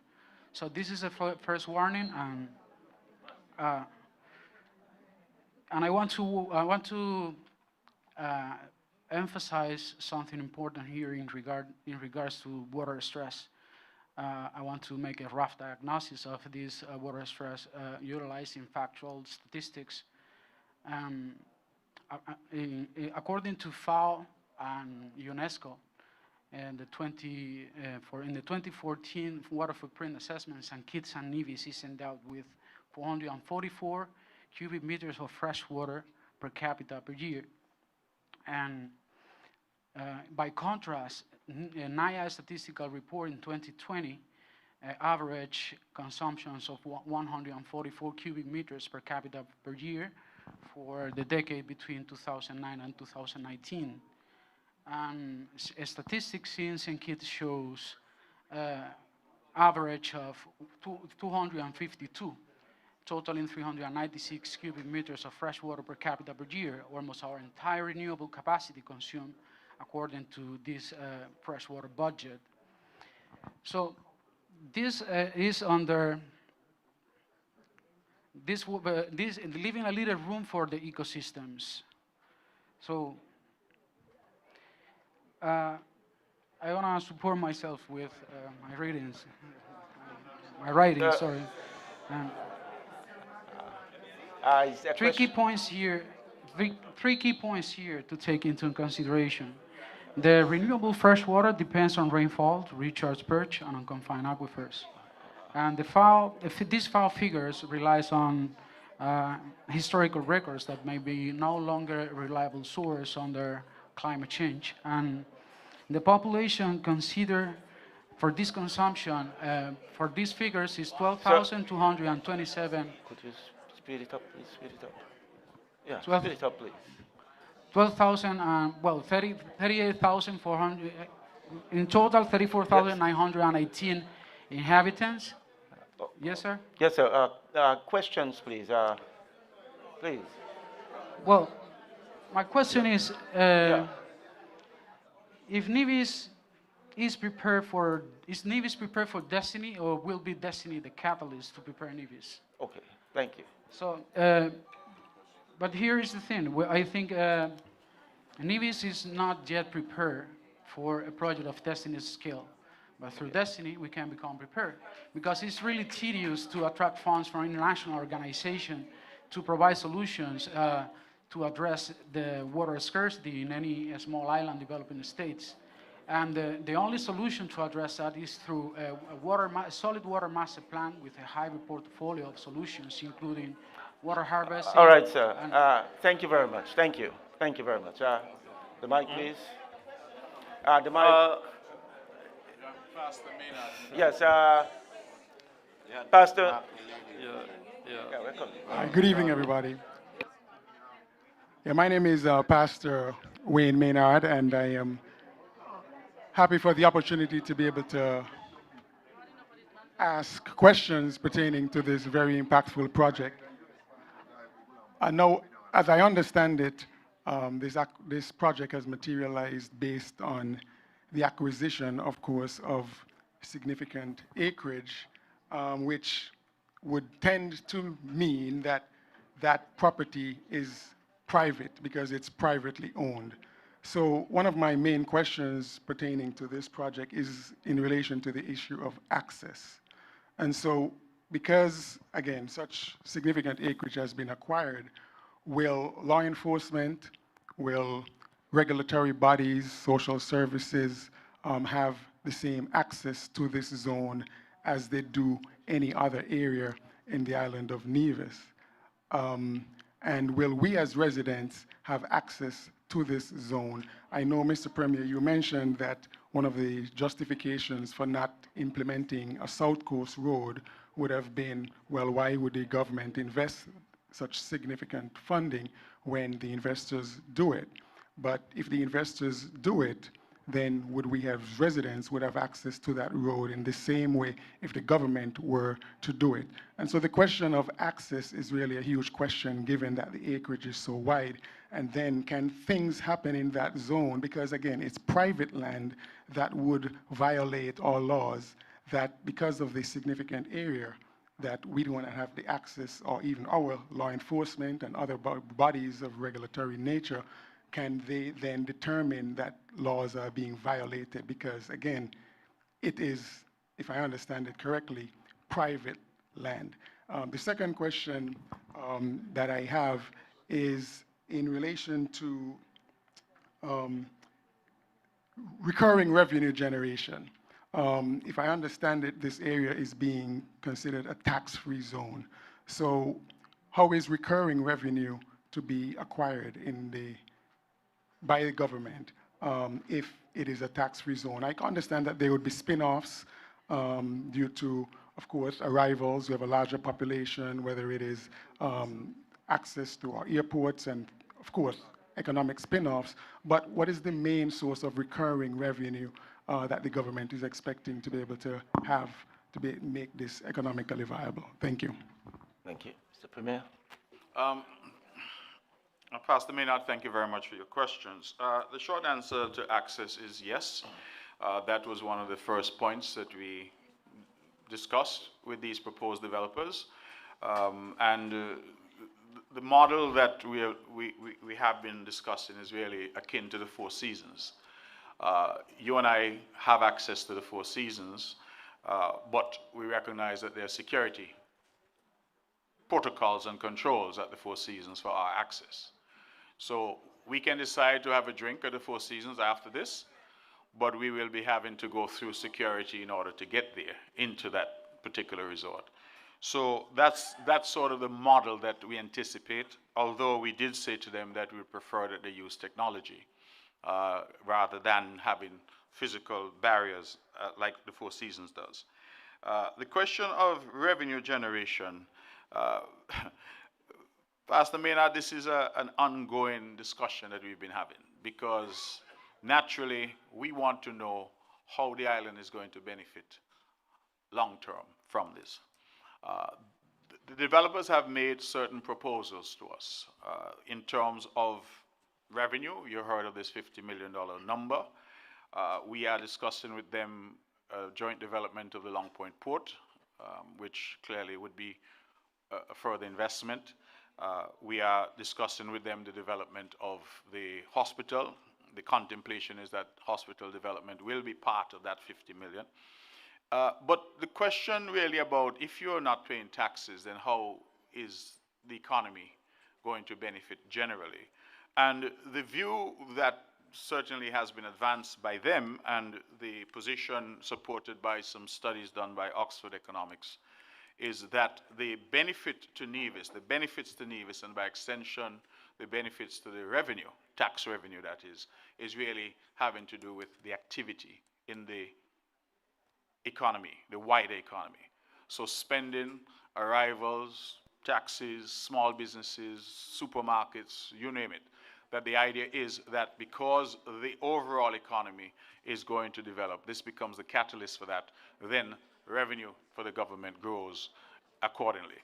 So that really is the analysis at this point. Of course, as I said, it is still a matter that is under active discussion, but the developers were very clear that insofar as they were concerned, they did not want any tax implications within the zone. Now, the first blush is to look at that and say, well, you know, that's a little abhorrent. You know, why should you not pay tax? But the response that has come is that these developers are being required by law to put in all of their infrastructure. So we heard water mentioned, and we thank the gentleman who made his comments in relation to water. They have, under the SSD legislation, to generate their own water. They have to generate their own electricity. They have to generate and handle their own waste. So the idea really was to say to them, listen, instead of asking us, I don't want to pick on the Four Seasons, but when the Four Seasons came, for example, we still supply the Four Seasons with electricity, we still supply them with water. That's coming from the island. The island has to invest in that infrastructure so that Four Seasons can get that benefit. We said to them, we cannot afford to do that and we don't want to do that, so you must invest in your own infrastructure. So put differently, we are not having to take up taxpayer dollars to do that. So it's that kind of trade-off that we've been engaged with. There's also, in terms of ongoing revenue to the NIA, this profit share that you've heard about. It's a nebulous concept, and I'm not going to try to sugarcoat that, because clearly, as Javier put it, 100% of nothing is nothing. But these developers have said, listen, if we don't make a profit, then everybody is in trouble, because it is in our interest to make a profit on this. That we have our models and we feel that this project is going to be very profitable. Now, if that happens, then the NIA is guaranteed 20%. 10% by way of direct revenue, and that is in perpetuity, and 10% which goes to a sovereign wealth fund. And in addition, they have now proposed this 5% to the people of Nevis. I'm not sure how they're going to do that yet. The question was asked. The technology has not yet been developed, or we have not yet been advised of it. So in terms of ongoing, we have the hard 50 million, we have the 20% profit, and then we have, in terms of government revenue, that is what we anticipate. And then we're looking at the overall rise in the local economy, and then, as I said, the port development and the hospital development. So broadly speaking, those are the areas of potential revenue benefit for the people of Nevis. If I could add, I just wanted to mention something with regards to what Pastor Maynard said as well.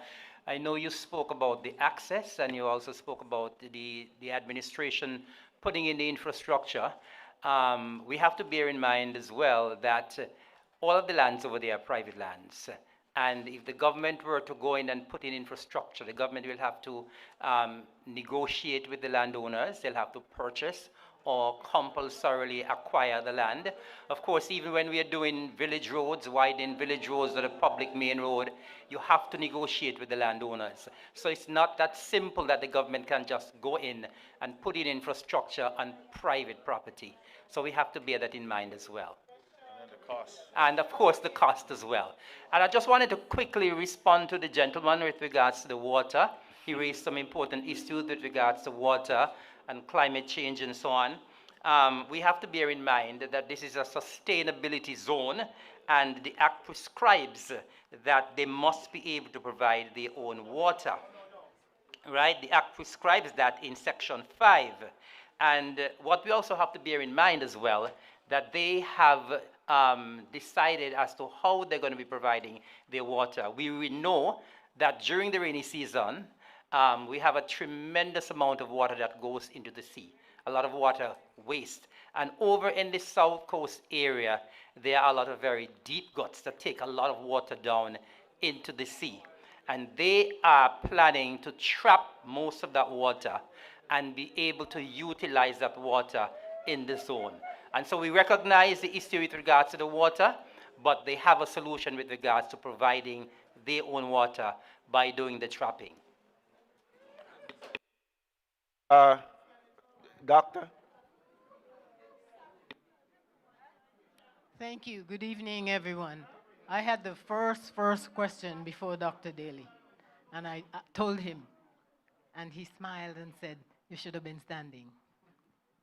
I don't believe in sexism, but I got my chance. Thank you.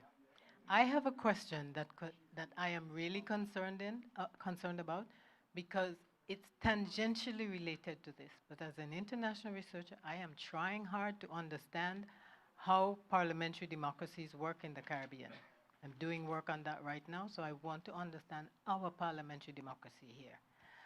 Recently, the government took care of a malpractice medical suit that you hear rumors all over the street that they paid $2 million for this doctor's malpractice. My question is, and they're connected, are doctors in Nevis, whether GPs or specialists, all employees of the government? If so, do they have malpractice insurance, or does the government provide that insurance? If the latter is the case, as private doctors then, who the government protects through malpractice insurance, why do we as patients pay for their services, and when they harm us, as some of them do regularly, with poor practice, we have little recourse, but if we can afford to and we sue them, then the government steps in with protection for them? Dr. Carty, thank you for the question. I think that those questions deserve their own town hall, because it's a very serious. It's a very serious matter that you've touched on. And whilst I'm disinclined tonight to get into the specifics of that situation, what I can say is that. Right.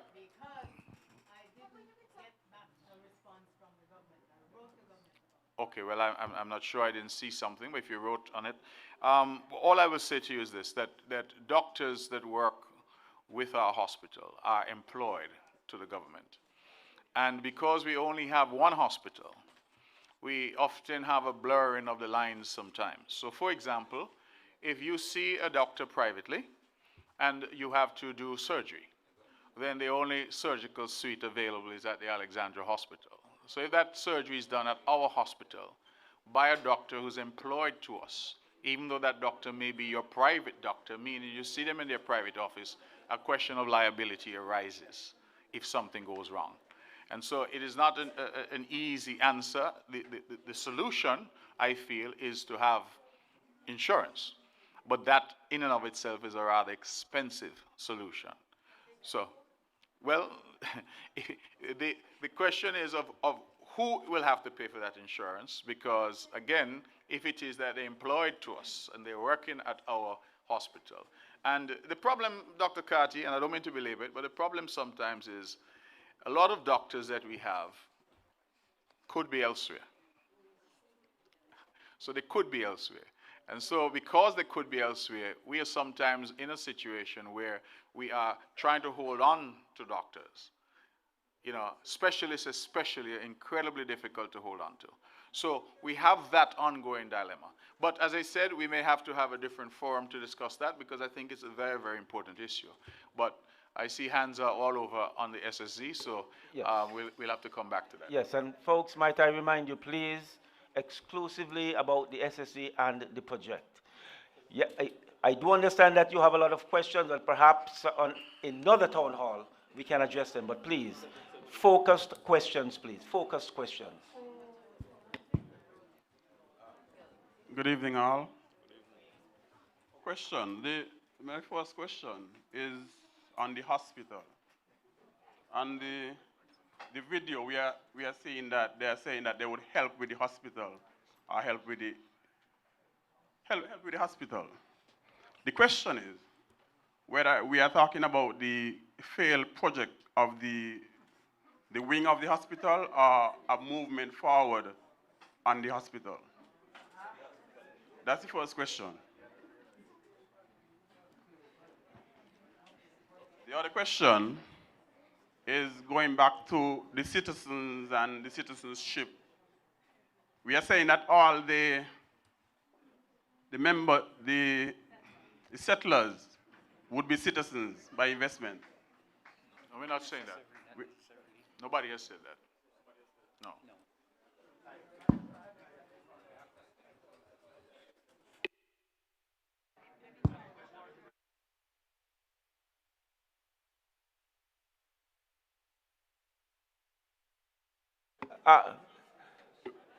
You're asking your second question? I thought it was. Okay.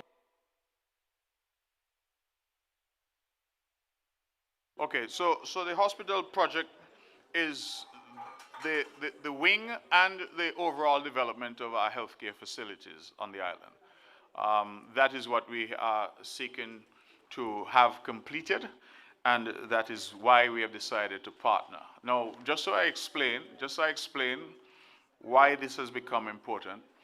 There was at some point by these developers a suggestion that they would develop their own healthcare facilities inside the zone. And we said to them, rather than doing that, why not partner with us and develop the healthcare facilities in Nevis generally, so that everybody can benefit from those facilities. And so that was how we arrived at that particular position.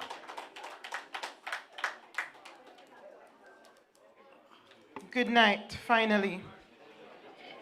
My name is Marisha Mori, and as a teacher of over 20 years, I took my time today and I wrote my questions down, as you can see, right? And I almost thought I wouldn't get to ask my question. Don't you think that setting up a town hall meeting after the SSZ is already passed into law is a total disrespect to the people in whom you serve? That's question number one. My second question. A vast number of persons are speaking out against this SSZ law. This includes prominent lawyers within the Federation, elected officials, teachers like myself, your very own supporters, and most importantly, the citizens of this land on a whole. So why does it appear that our concerns are being ignored and that the CCM government is hell-bent on forcing this SSC law upon us? I thank you.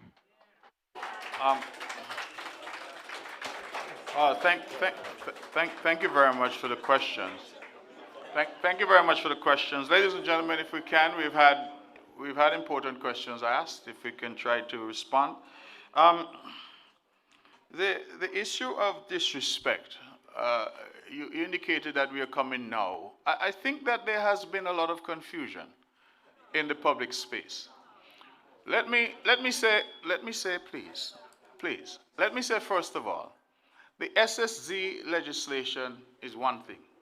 The project that is proposed is something else. We are here talking about the project that is proposed for the island of Nevis. It seems that people keep confusing the two. All the please, can I just explain?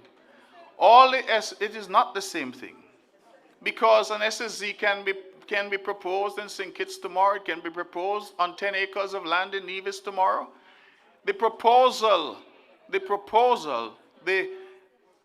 content of that proposal is what I think we ought to be discussing and debating. The NIA, through the Nevis Island Assembly, did not pass SSZ legislation. That was done at the federal level. And all that the SSZ legislation does is it creates a framework. That's all it does. People can apply, and it is then for the government to evaluate each application from each developer to determine whether or not that application meets the requirements and whether or not the people and the government want that particular development. I think that people are saying the SSZ is bad because they hear of a big project that's happening in Nevis, and they're saying that because of that big project, the SSZ is bad. I want people to recognize that if that project never happens, the SSZ still remains.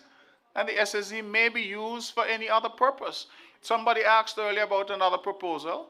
One of the things we've seen is some people saying they would like to create a tech park, but they want it to be done by way of an SSZ.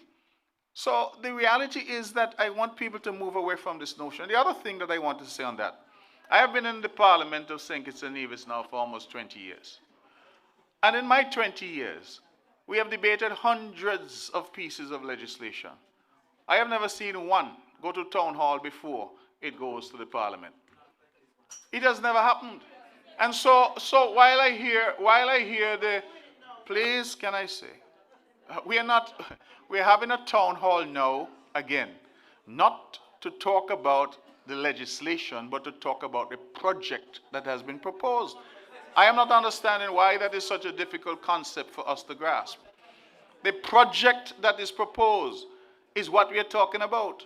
Do we want this project that is proposed on the South Coast? That is what we are talking about, right? So that's where we are.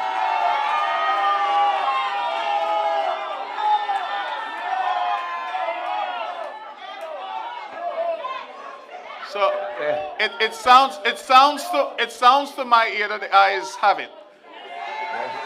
That's what it sounds like. The eyes have it. So this is the discussion that we're having on this occasion. So I just want to make that clear. Now, in relation to what's the other question? Quiet, please. Quiet. Quiet, please. Yeah. The language you used was a vast number of persons are speaking out against the project. And again, I would only admonish you to speak for you, because I don't know who the vast number of persons are.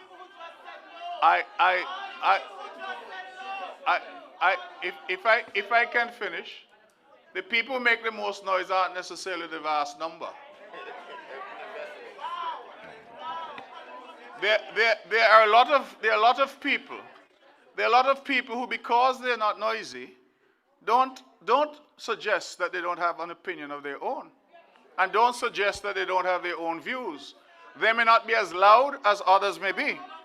But please, I am just here to make it clear that sometimes when we shout hard enough, we start to feel like we're the only voice because we're only listening to ourselves.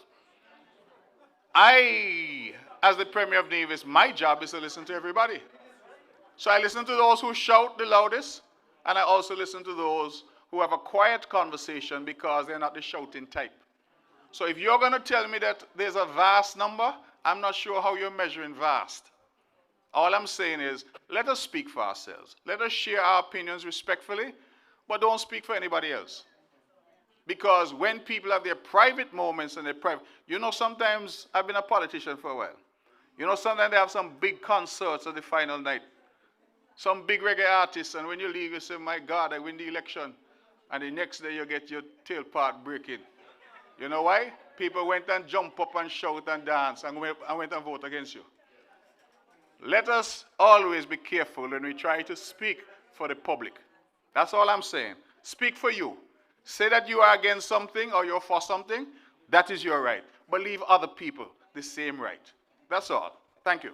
If I could just reiterate, if I could just reiterate what the Premier said, the SSZ, the Special Sustainability Zone, and the project that we're here discussing tonight, they are two different things. The Act provides the framework, and the Act does not preclude anybody from Nevis from applying for a zone. So the Act does not say that the zone is just for overseas investors. If there are locals here who have land and would wish to do something on their property and their land, they can apply for the zone as well. I just wanted to make that absolutely clear. All right. Next question, please. Mikhail. Oh. Hello. All right. Good night, everybody. Good night. My name is Desil Hamilton. I just want to say, well, just one comment before I go into the questions. I know we're saying that we're discussing the proposal of the project tonight.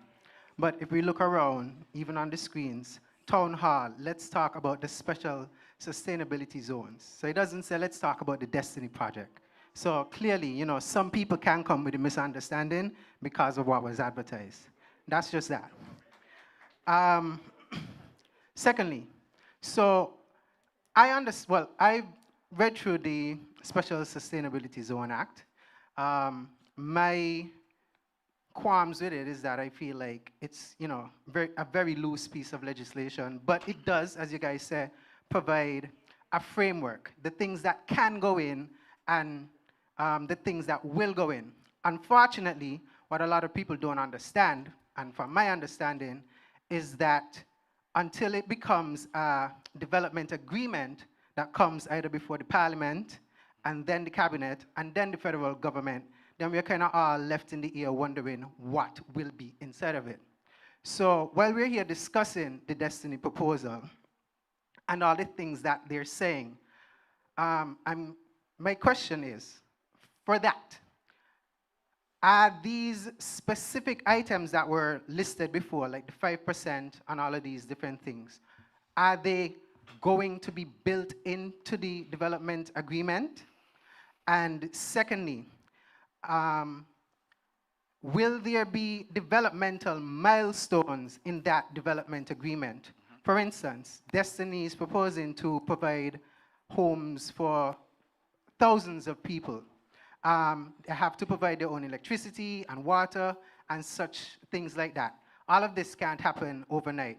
So is it that the infrastructure, like their roads, hospitals, and all of those different things are going to come before those other things? Will that be shared with us? Will we know about that? So that way, the public understand, how long and the real impact of this agreement over time. Because the revenue that, we are saying will be generated and the jobs and all of that, if you're going to be providing for tens and thousands of people, I'm sure you're going to have supermarkets and all of those things inside. So is the spillover really coming outside, or will all of those things kind of be built inside of it?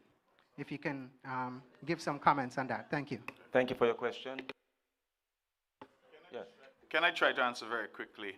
One of the things that we understand is that you talk about supermarkets, that's where you ended, but whatever the business might be. We have been very clear that local business people must also have opportunities inside the zone. So if Rams or Value Mart or yourself decide, I want to set up a business, then you should be free to set up inside the zone as well. So I just wanted to say that. Development milestones, absolutely. Again, as I said, we have learned some very harsh lessons from unfinished projects. All across St. Kitts and Nevis, we see them. And so yes, there are development milestones with penalties. So that if they don't meet these milestones, there are penalties that apply at every step of the way. And the question of commitments, financial commitments, also yes. So all of these are what would form part of the development agreement, which has to go to Parliament and therefore has to be made public.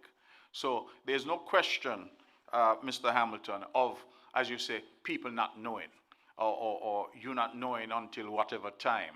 This must go through the parliamentary process. And just so people understand that a zone can only happen if there is a development agreement. That development agreement, if the zone is in Nevis, and this is what the law provides, if the zone is in Nevis, the NIA cabinet has to say, yes, we want it. If we say, yes, we want it, it then goes over to St. Kitts. Their cabinet must say, yes, we want it. If that is the case, it comes to Nevis, we must go into the Nevis Island Assembly, our parliament, local parliament, and we must say, aye, we want it. And then it must go back to St. Kitts to the national parliament for them again to say, aye, we want it. What I mean by that is, where we are right now is at the very beginning stage of this process, because we don't even yet have an agreement. So that agreement has to be concluded, and then it has to go through those steps. It is only when it is passed through the parliament, then there is a publication. And when that publication happens, that's when the zone is created. So there is no issue here of somebody waking up one morning and finding that a zone has been created. That is simply not possible. So these discussions that we're having again is really to assist us as the cabinet to better inform ourselves. And I will tell you that from these discussions, we have had a tremendous level of input that we have then been able to take back to the cabinet and to take back to our own discussions with developers and say, hey, this idea or that idea needs to be addressed. And so that is really why we are having these consultations, to better inform ourselves. Okay, who has the mic? Okay. All right, yes, Mr. Cornelius. Yes, good night, everyone. My name is Devon Cornelius, and I want to go back to the presentation from Mr.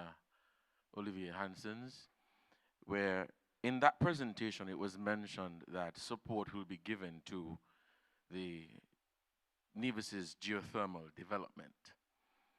So I don't know if you could clarify that, because the question I have to follow with that is, I was reading an article earlier today dated February 7, 2025, which came from the St. Kitts Nevis Information Service, and it was the Prime Minister announcing that the government of St. Kitts and Nevis had secured full financing for the development of geothermal in St. Kitts and Nevis. So I don't know if I am misunderstanding that article and what was announced here tonight, so perhaps a member of the panel could provide clarity on that.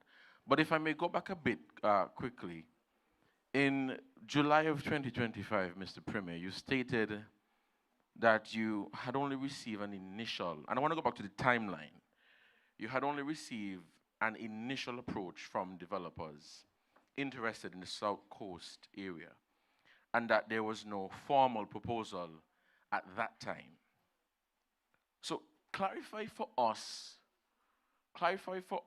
whether the Destiny project now being promoted is the same project you referred to in July, And given that the SSZ Act was passed on August 11, 2025, and the developers are already publicly presenting detailed plans, including offers of employment, infrastructural development, scholarships, something that looks like dividends.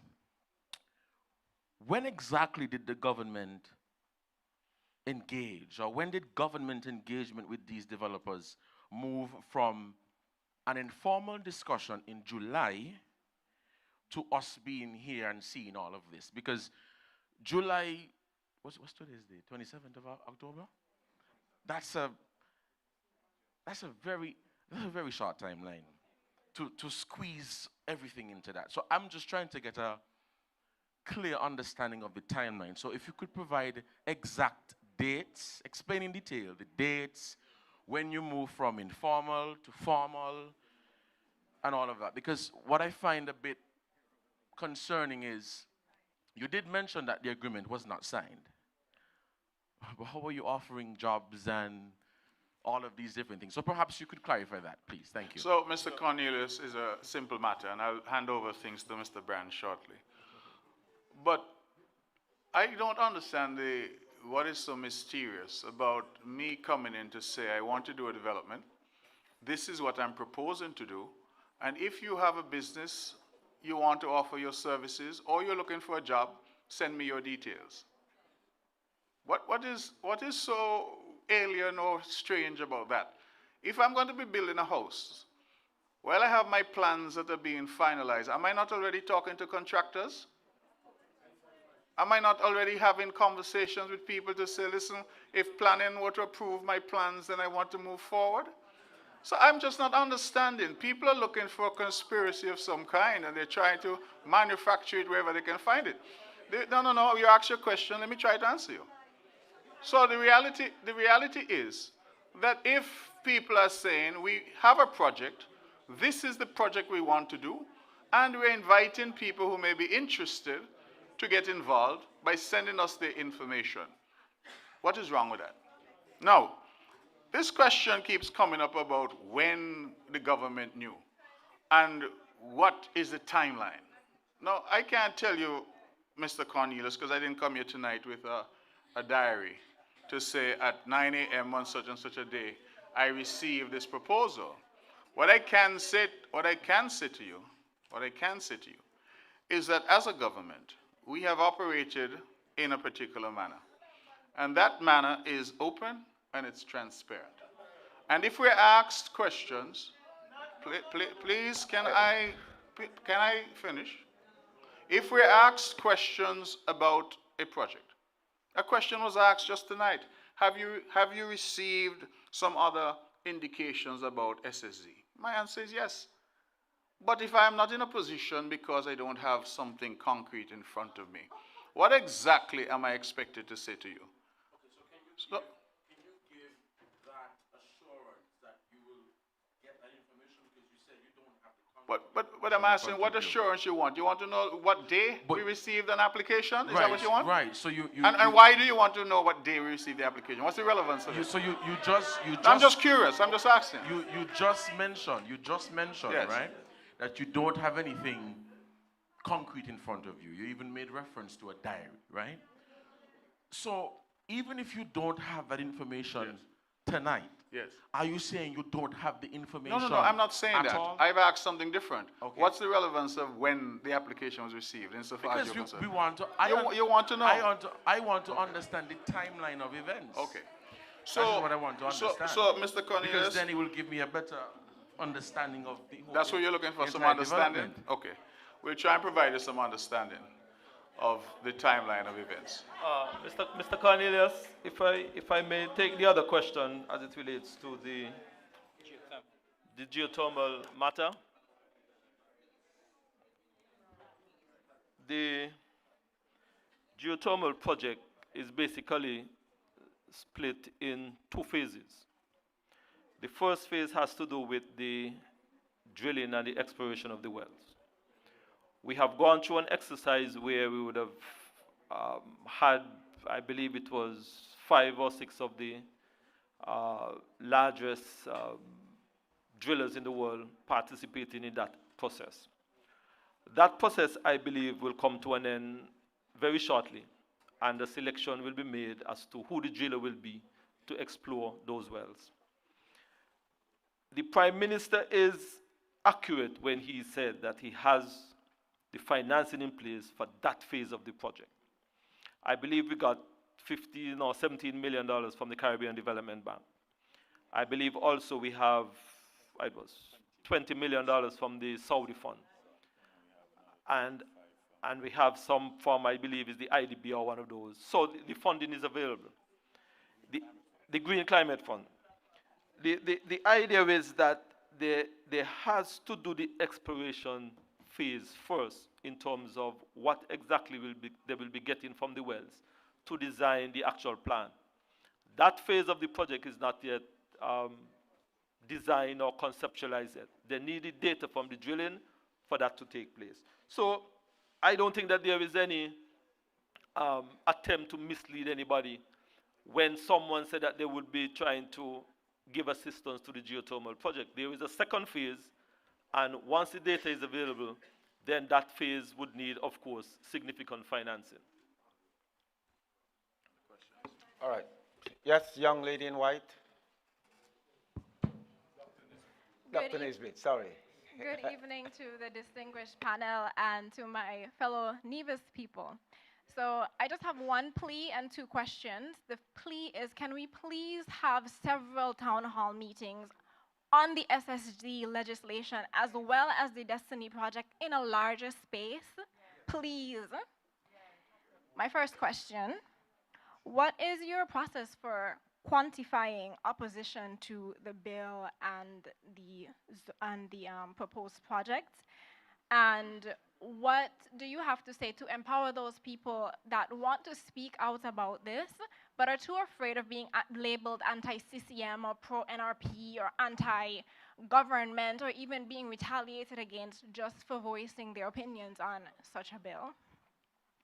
My second question is about immigration. So I think there are 14,000 jobs, and you have done such a spectacular job at the unemployment rate that we have here in Nevis. It's very low. So is there a plan or a suggestion or a proposal for where the people will come from to work in this zone? So are you going to be immigrating people? Is there a plan for immigration from elsewhere? Because I think the 10,000 is residential, and so there will need to be a population to service these people, and where will they come from? Thank you. Yes, go right ahead, please. Dr. Nisbet, thank you very much. The question of additional meetings is something that we would have to look at. What I will say to you is that we had approached these meetings in a particular way, which was to have focused stakeholder meetings and also to have a general town hall meeting. Clearly, we needed a bigger room. I said that at the outset. You asked about people expressing their opinions and what do we do to gauge. The truth is, other than polling, there's really little that we can do to gauge. I made the comment earlier about some people who are very loud in terms of their opinion. There are other people who are not so loud and are rather quiet in terms of their opinion, or they don't say what their opinion is at all. Now, you say that some may be concerned about getting labeled, or can I use the word victimize? Victimized because of their opinions. Victimization and CCM don't go in the same sentence. So let me just make that clear. All right? Some of the harshest critics of this government are working in government, and nobody has troubled them. Right? So this idea that people can't say their views or whatever, I just think that's alien to the Nevis that we have tried to create. The issue of immigration, I think, is a fundamentally important issue. Now, I want to answer it this way. We anticipate, yes, that people must come in to work, because it's obvious that the local population will not be able to sustain the number of jobs that we're talking about. But we're saying, one, people of Nevis and people of St. Kitts must get priority. So we have the entire federation. We have, I just asked Minister Lai when he passed me a note to say that on average, we have about 215 to 220 young people come out of school every year as graduates. We have, if I can use you, Dr. Nisbet, somebody like yourself, bright, capable, Nivision. I want you home. How do I get you to be home? We must provide opportunities for people like you so that you have the opportunity to be home. Every year, we educate scores of young people, and most of them choose to stay abroad. Not because, in my opinion, they don't love Nevis, but many times because of their training, the opportunities for them are simply not available. Let me give you an example. One of my very dear friends is a neurosurgeon, young fellow from Rice's in Gingerland, for those of you who don't know where Rice's is. Went to school, bright. He got brain here in UZ. Nivision. Where is he living? He's living in Jamaica. Went to study, decided to live there. I once had the conversation with him and said, why are you not coming home? And he said, as a neurosurgeon, how many cases would he see with our population in a given year? The reality is that some of our best and brightest have been forced to be abroad. And it is not good enough for me that we continue to export people. I looked recently at the census numbers for St. Kitts and Nevis. The census is done normally every 10 years. It was delayed because of COVID. And you may not accept it, but if you don't accept it, go and check for yourself. That this census says that Nevis has about 13,500 people. St. Kitts has about 38,000. The total population of St. Kitts and Nevis is just over 51,000. But what I found was instructive is that it is the first time since 1960, that our population got to 50,000.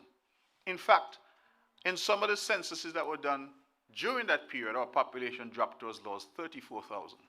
It means, therefore, that our main export from this country since 1960 and perhaps before has been people. So how do we get our people to come home? How do we get the second and third generation of Nevisians who are in Canada, who are in New York, who are in London to come home, unless we can provide opportunity at home for them?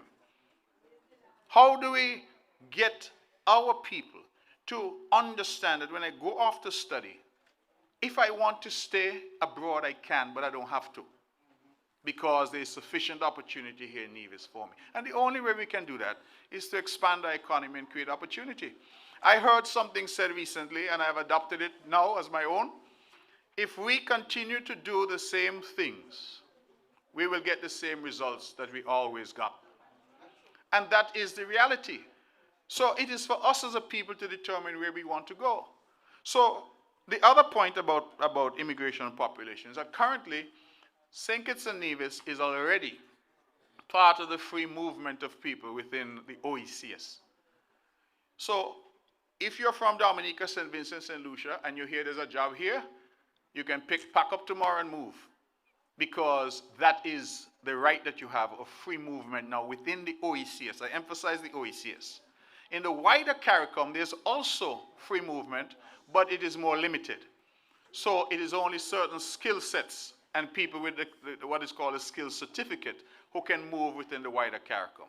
I say that to say, therefore, that when job opportunities are created in St. Kitts and Nevis, it is no longer just Kittitians and Nevisians here. It is also Kittitians and Nevisians abroad. It is also OECS nationals who have the same rights as we do. And it is also CARICOM nationals, depending on the nature of the job.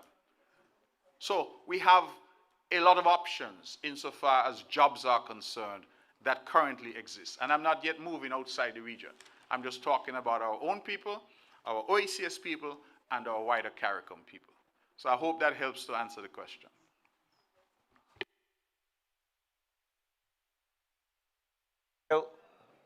Herbert? The lady there in front of Honorable Latoya Jones has her hand up for quite some time now. Oh, yes. Okay.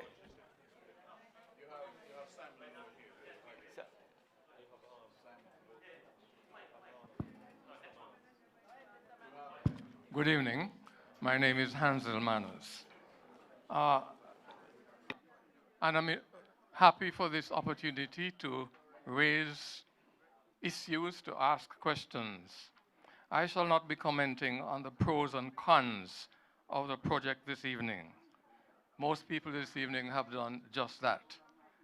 There's a worrying lack of transparency surrounding this project, and therefore I would like to raise an issue of governance, an aspect which can have a significant impact on decision-making in relation to the project. Indeed, lack of attention to proper governance can derail any project and cause serious collateral damage to those caught in the middle, like us, the people of Nevis, and indeed of the entire Federation. In this regard, I wish to respectfully raise an issue which so far as I know has not been questioned directly and has been addressed only speculatively on social media, but nonetheless is an important component of the mass of information we have to contend with in trying to analyze and understand the project, this project we are discussing, and a matter we need to clear the air on, and indeed, the public needs to know the answer to as we try to understand the project. I have three or four questions following, all related. So if you permit me... Just two questions, please. Two questions, please. There are others who have their hand up and we're running out of time. Okay, Yeah, quickly, please, quickly. My question is to the Honorable Premier, respectfully raised. Has the firm that bears your name, Brantley and Associates, been retained or employed in any way by the developer of this project? Several people have already expressed concern over the issue of conflict of interest. And indeed, one commentator in a public commentary has speculated that your firm is providing legal services to the developer in respect of local land transfers at the project, that is. As a matter of public interest, can you confirm or deny this? That's my first question. As a matter of public interest, Mr. Manners, yes. The firm that bears my name is the law firm of Daniel Brantley. It has had no involvement with this project whatsoever. It has represented no one in relation to this project. In fact, what I will say to you is that as far as I'm aware, a firm called Denton's is the firm that represents this particular project. And thus far, I believe there's a young lawyer, Whitaker Claxton Associates, which is the lawyer who did the corporate work for this project. And so despite the commentaries that you have seen, I've also seen commentaries saying that I've been involved in all kinds of things. But I want to make that pellucid, that Daniel Brantley has not been involved. If Daniel Brantley were to get involved, then I would be more than happy to come back and tell you that as well. Much for clearing the air. And I'm glad you mentioned that you have heard it. One further question, please, just one additional question. No, I'm not asking any more questions. I'm just saying it's great that this question was raised so you could clear the air. Thank you very much. Thank you. Simon Lowe, I think someone... Oh, that's him.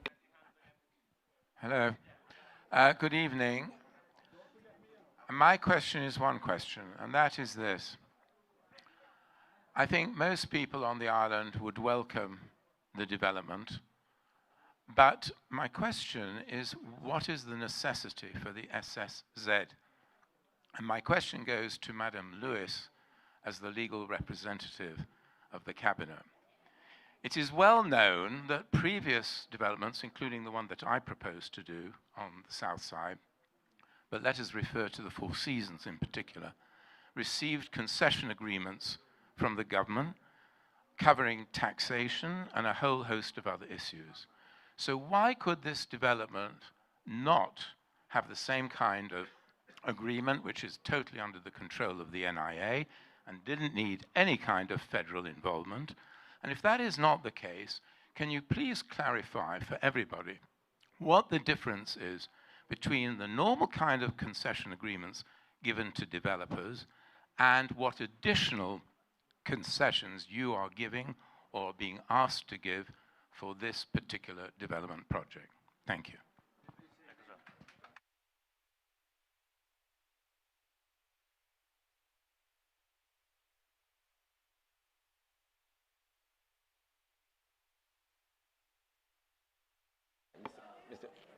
Good evening.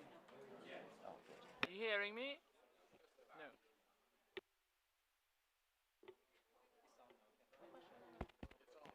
Okay. Hello. Can you hear me? Right. Good. With respect to concessions, concessions are the subject of the development agreement and will be discussed in there. The SSZ Act does not address concessions. The necessity for the Act relates to the intention of the federal parliament that such matters, because they will involve or could possibly involve matters of national federal responsibility, such as taxation, such as citizenship, such as land ownership, it was thought that that would be the appropriate place for those matters to be raised. And it is the federal parliament who took it under their consideration to issue and introduce the legislation. I don't know whether the Premier, as a member of the federal parliament, would like to say more about that. A lowly member. Mr. Lowe, you asked a question that I think many have asked, which is essentially, why just not do this as an ordinary development? I think the answer is really that this is intended to be a special zone. And special zones all around the world are done through special legislation. You know, we have had a lot of debate in Nevis, which some people are upset that we're having debate. I'm actually happy because it shows the strength of our democracy. But the debate that we're having in Nevis really is reflective sometimes of an absence of an appreciation that these zones have been existing all around the world. We've never had one in Nevis. But in Jamaica had zones since the 1960s. The DIFC is a very famous zone in Dubai where that exists. So for us, really, it is something new. I think that no zone can be created absent special legislation to allow it to be created. So that's the first answer in terms of the SSC. I think why we are having this debate about this particular zone is because this is trying to do something new. It's trying to do something different. It's trying to go beyond what other zones have done in terms of what it's seeking to create. And so I think that that is where perhaps the debate, one, that is new to us. It's not new, but it's new to us. And two, the extent to which this zone is seeking to establish. So it is really a situation where one cannot ever establish a special zone. In other countries, they say SEZ, Special Economic Zone, absent the relevant legislative framework to allow it to happen. Put differently, I could not, by way of agreement with you, sir, create a special economic zone without Four Seasons or at any development that you wanted to do. All right? To do that, you need special legislation to do it.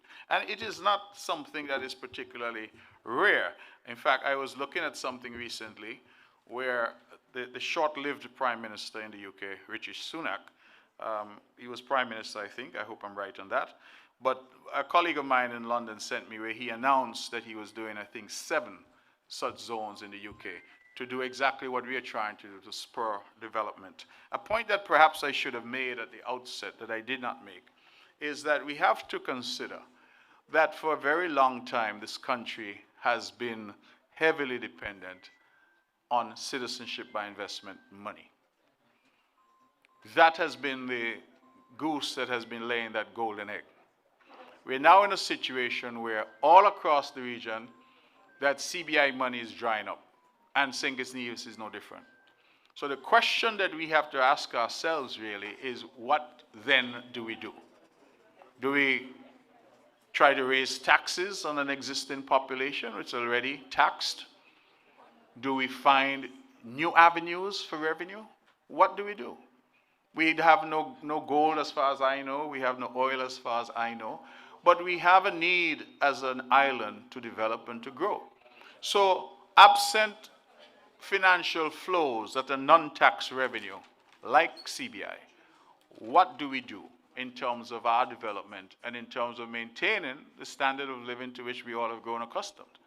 So all of these are important considerations as we try to figure out, and the SSD legislation was really designed to provide another alternative, an option for us to diversify the local economy.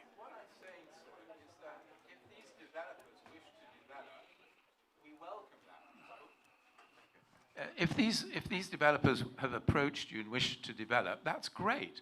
My question is, why do we need an SSZ? They can develop exactly everything that's been presented here without any kind of legislation, because it's within the NIA jurisdiction to grant them all the concessions that we've heard about tonight in terms of taxation, in terms of labor employment and law and so on. So I still don't understand, and I think a lot of people don't really grasp why, what are the extra conditions that we are not aware of, or the extra demands that they are seeking that would not be covered through a normal development contract. But if that's the question for us, then I'm asking you similarly, how is it that the UK has all of these zones?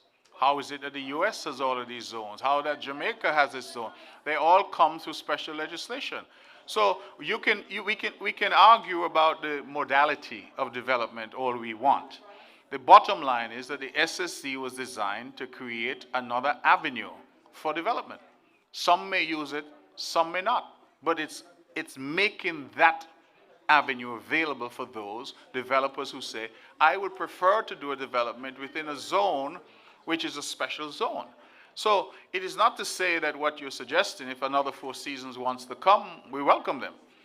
But if a developer comes and say, I want to do a Four Seasons-like development, but I want it in a special zone, all the SSC does is creates the framework to allow that to happen. So it's a matter of choice. That's what it comes down to. And as a government, we have provided the options for developers to come and to talk to us. Presumably, it's a precondition of theirs that they will not come and do any development on this island unless it's within an SSZ. Is that the case? This developer wants to have an SSZ. Okay, thank you. Yes. All right, next question. Excuse me, yes. Good night, everyone. Okay. My name is Gene Libert. I'm not going to call this special economic zone. This is a libertarian settlement, and that's it. My questions tonight are directed to Minister Nisbet and Minister Evelyn.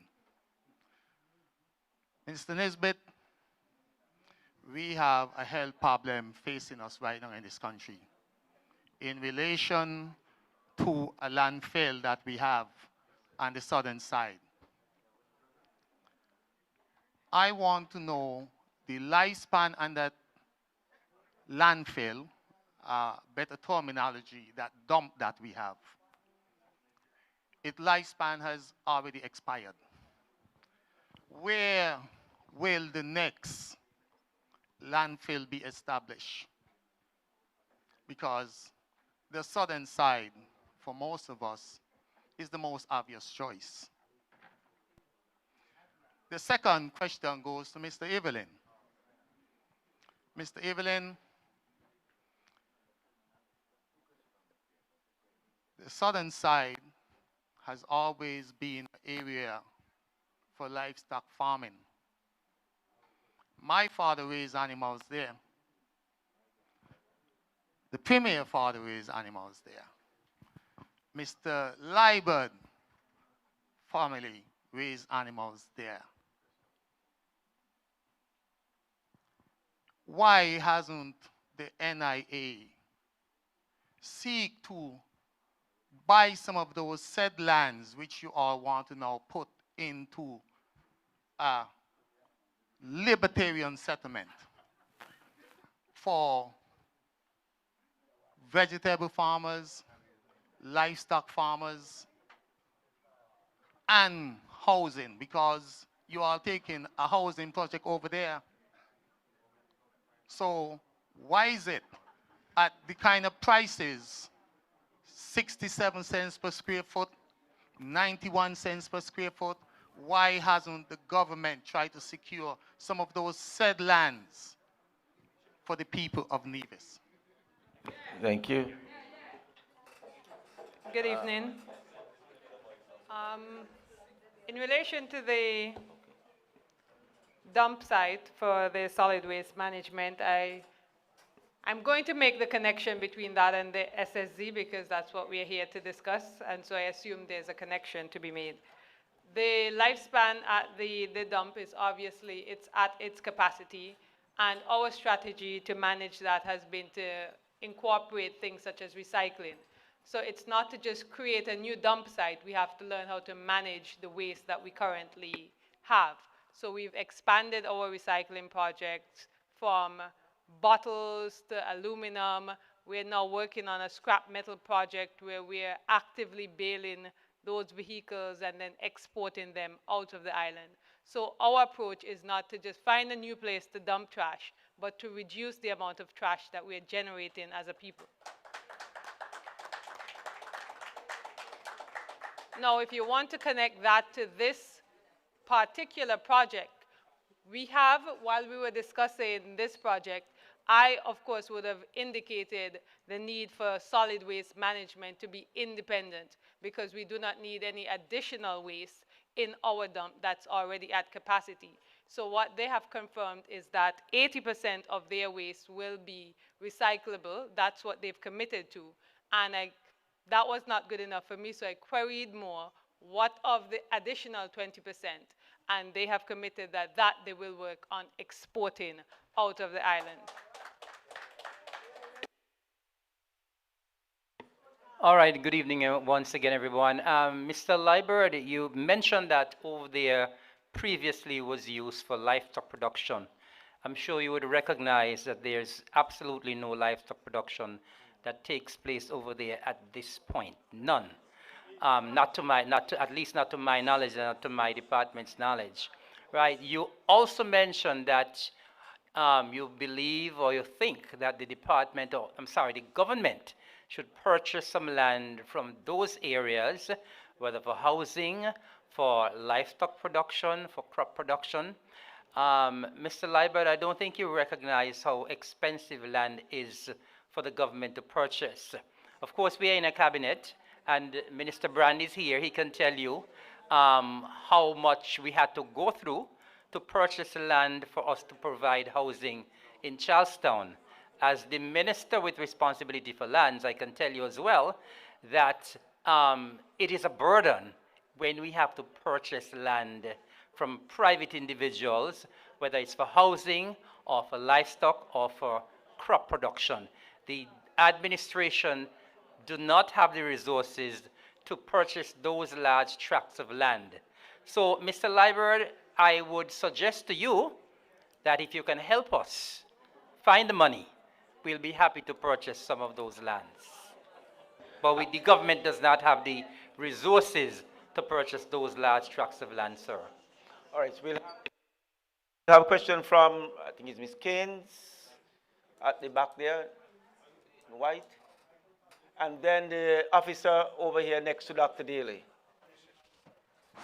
Yes, and all right, the gentleman there next to Dr. Daly. Good evening, everyone. For some time now.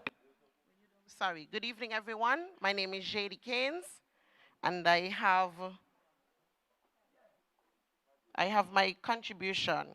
So my first question, in the video played earlier, perhaps almost at the start of tonight's town hall featuring Olivier Jensen, it was noted that persons who do not wish to outright sell their lands have the option to swap lands, and that can be pursued, that can be implemented. In other words, I understood it to mean that they can get lands in other parts of the island. Now, considering his comment, and even taking into consideration the Premier's comment earlier that persons within the zone cannot purchase land outside the zone, I am curious to know where else does the proposed developers have lands on Nevis? So that's my first question. Just for clarity, he said in his video that you can swap the lands and they can facilitate it. Okay, so I'm just curious to know where else he has lands so that that can be facilitated.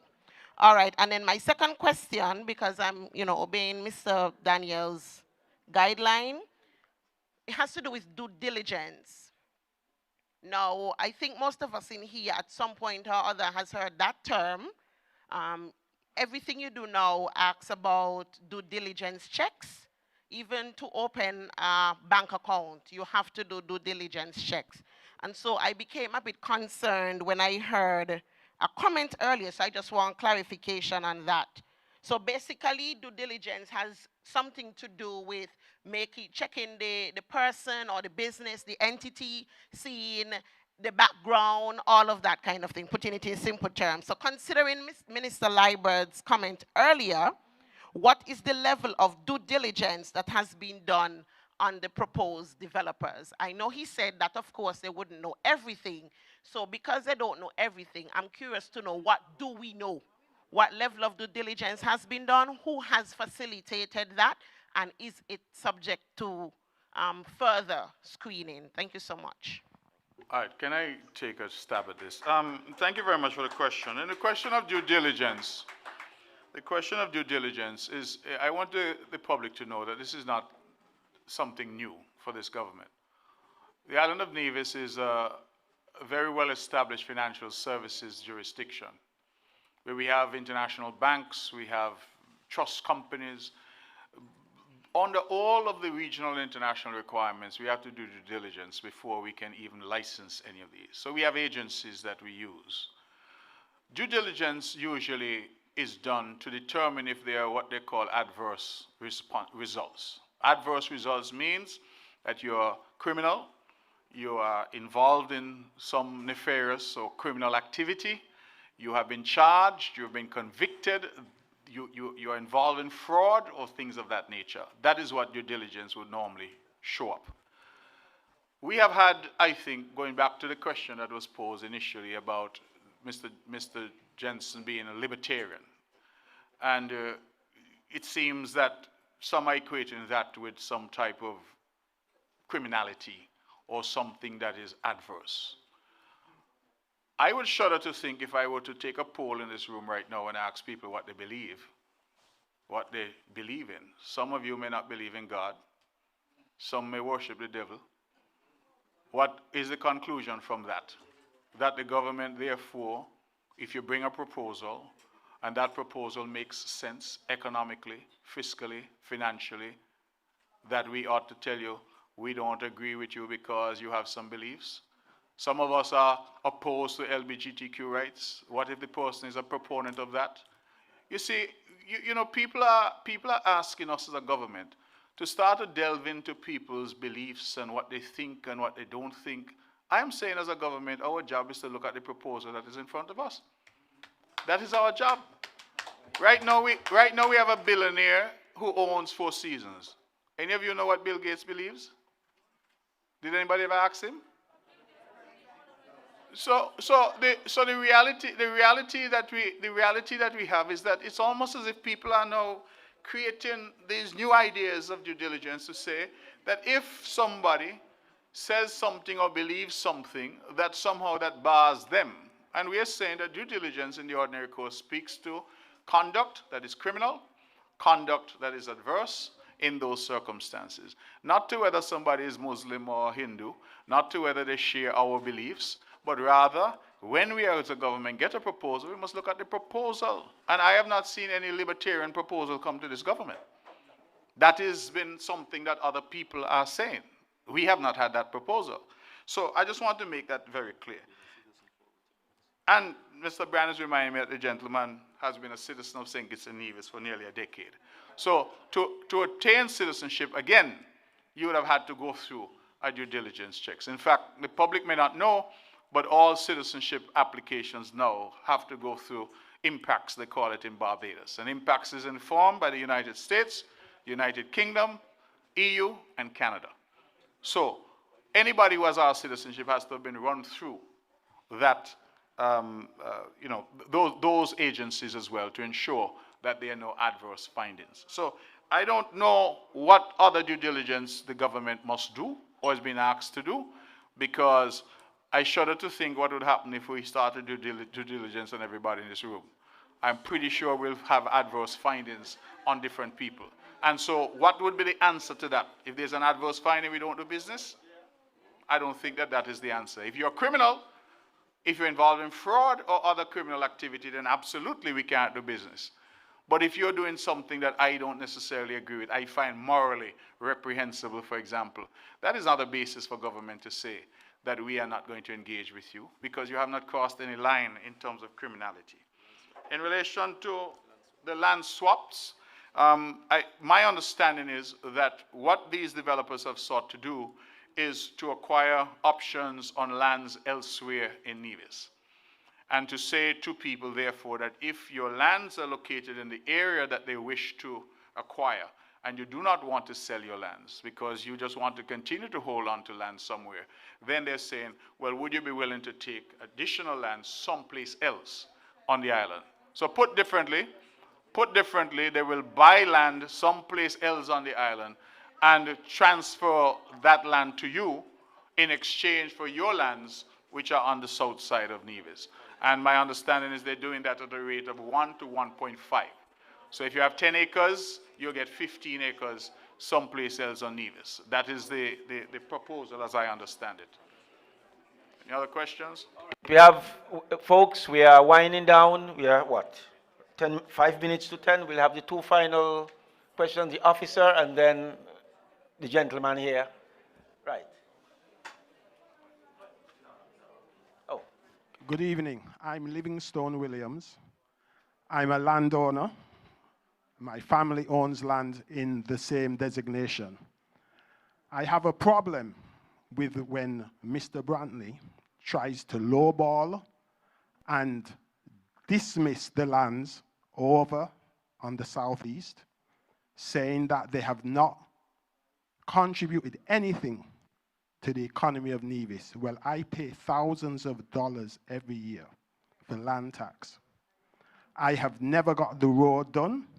I've had to maintain it myself for my business. And Mr. Evelyn has said that there's no livestock over there. Well, livestock, Mr. Brantley, let me go back to him, says for the last 100 years, nothing has happened over there. That is totally false. Because from as far as Saddle Hill, Roland Archibald had St. George's Farm. There was a man named Ratty Esdale and his brother Harry, who had Winter Forest and Harry Saunders.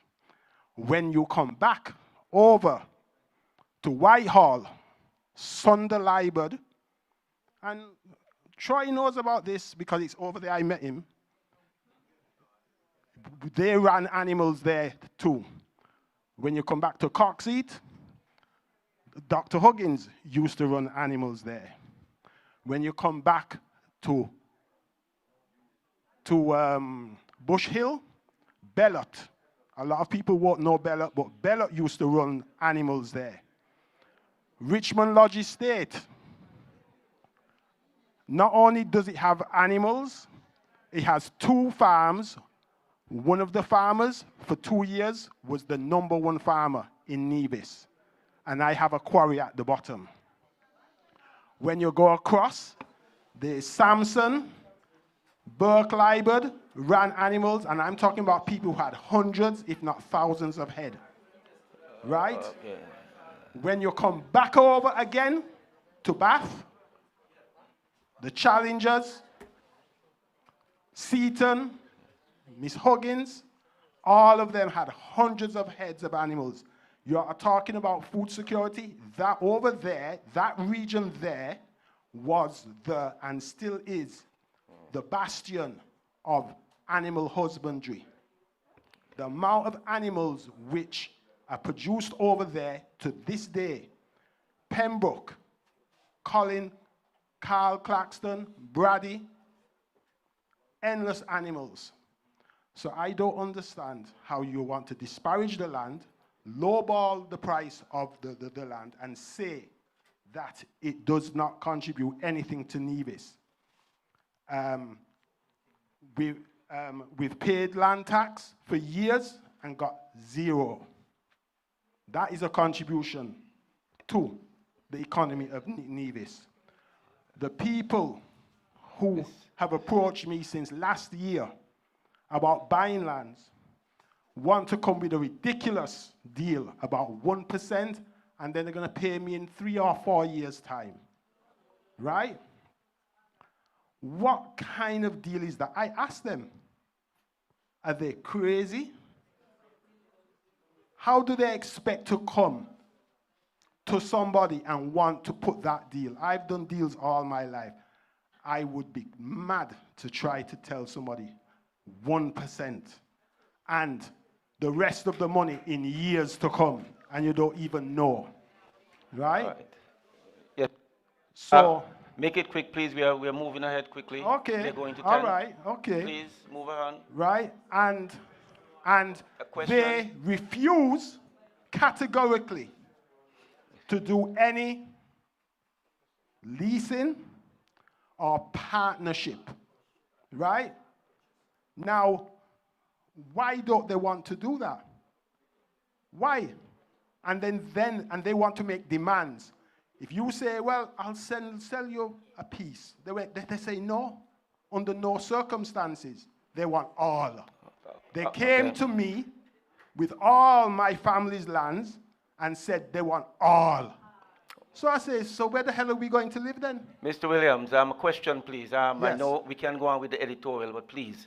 A Well- question. We have the police officer, and we are Yes. running out of time. Yes. Quickly, please. So then, as I say, I want to ask, I asked him already, Mr. Brantley, Yes. why is he always downgrading? Whenever he talks about the lands are no good. Well, if they're no good, why do they want them? They're no good for farming, they're no good for nothing. Well, how come all these animals have been raised on those same lands and the people have paid rent? These are not just lands. All right, Mr. Williams, The point people have taken. paid rent. Thank you. Now, the police officer quickly, and then the Premier will answer both questions. Good night, everyone. My name is Bentley Bissett, and I'm sorry that we do not have any more time. I hope that this will not be the last town hall meeting. Reason be it, in the spirit of transparency, and this has been said multiple times tonight, and being that this is the first of its kind in the Caribbean, why not make the proposed agreement public before ratifying in the House? I believe we have said that tonight is a debate. Persons can give their input, but if we do not have the information, if I do not have the information, I cannot make any informed decision or input or contribution, and that's the key word tonight, contribution. So if the information is being dripped, because look, I have about 15 questions, and tonight, this session has given me more questions than answers, and I'm limited to 2. So I decided to ask that, okay? And the next question is, based on seeing that we cannot have a referendum or anything, and the impression I am getting tonight is that this discussion here, I'm not sure if it will change much in terms of the decision that the government is taking with this Destiny project. So, if my other question then is, will there be an early election before signing the agreement and ratifying it in Parliament? Because it was said that the developer agreement is going to be made public during the Parliament. But my train of thought or reasoning is, why wait till it goes to Parliament or to the House, where only a few is going to debate it, and then it is made public after the fact. So why not, seeing that this is such something monumental, bring it forward, let us all look at it, have meaningful discussion, inputs, and say, no, we agree with this part, we don't agree, and we tell the developers, deal or no deal. Okay? And I am in support of development, but not any, and wash your foot and come sort of development, or any development that is under deception. No, we want transparency. Thank you. All right. Miss Officer Bissett, let me, please, can we try to respond? Officer Bissett, I heard your question, but perhaps in terms of the parliamentary process, a bill does not just show up in Parliament for debate. That's not the way the parliamentary process works. A bill goes, the normal process is it has a first reading, the Parliament then adjourns, that bill then becomes a matter of public record. The bill then comes back, usually at some other occasion, weeks later, for what is referred to as a second and third reading. That's when the bill becomes law. So I don't want you to leave with the impression that somehow we're going to show up in Parliament, debate a bill, and the bill is passed into law. That is not the way legislation works, particularly legislation of this nature. So I just want to make that clear, that there will absolutely be opportunity for you and everybody else. But in terms of bringing an agreement, we don't think that there's any value in bringing an agreement before we have had the opportunity to negotiate. And that is where we are at this point. What we're hoping is that these meetings will give us information that we can then inform ourselves and assist us in our negotiation. But there's no suggestion, or if there is a suggestion, it's an incorrect suggestion, that a bill is just going to appear in Parliament and passed. And as you suggested in your commentary, that somehow after it's passed is when the public is going to see it. That is not the case. Let me quickly speak to Mr. Williams. Mr. Williams, I noted in your commentary about animal, you mentioned a lot of people. Some of those people I remember from my youth, and I'm no longer young. Them gone long time ago. And so you keep saying that this was done and that used to be done. My issue really is, can we say that there is currently that level of animal farming that you described on those lands? And other than the last few names you mentioned, Carl, Colin, and Brady, all of whom I know very well, not one soul else over there is farming. Well, Emmonston is again up, Emmonston is up in Brownhill, right? So all those names you call out, you went from Brownhill all the way to Bath. All of them people are either done gone or them done with farming a long time ago. I hear somebody mention my dad. He's of blessed memory. The reality is that in terms of farming over there, and those who, like yourself, know that area, and I know the area too. I grew up in Brownhill. So for those who know the area, I heard somebody the other day talking about Brownhill Bay. I used to, as a youngster, walk to Brownhill Bay, swim, go to small Budza. I wasn't good enough to reach big Budza. But look how long no fishermen use in Brownhill Bay. There hasn't been fishing being done out of Brownhill Bay now, I would say, for the last 40 years. Right? So we can hold on to nostalgia and say this is what used to be, or we can deal with the reality that is there today. You say I'm devaluing the land. You heard the comment, Mr. Williams, that was made by Mr. Liebert in the back? He said, when you sell the land out there, where you going to put the dump? That was his comment. So, oh, you didn't hear him. So my point is, no, here's my point. Here's my point. You're seeking to say that I am devaluing the land. I am just speaking to the reality. There is no road, there is no water, there is no electricity, there is no development in that area. And that is the reality. So I am not sure why you're trying to persuade us that the reality is something different. And harking back to 50 years ago and what used to happen, frankly doesn't tell us what is happening today. All right, so if I said it was 100 years and you prefer 50 years, that's okay. But I'm simply telling you that what you're describing is something that used to happen. It is not something that is happening now. And you can't convince anybody in here that it's happening now because we know the area. You're from Brown Hill? You're from the Brown Hill, right? So don't, there's no road over there, Mr. Williams, because of the colossal cost that it will cost the government. You say you pay a few $1,000s in land tax. It will cost us, let me finish. You're asking me a question. It will cost us over there well in excess. Mr. Williams, can I just answer you? You asked me a question. You say, why is there, you asked me, why is there no road? Okay, so you're not the only one who pays tax.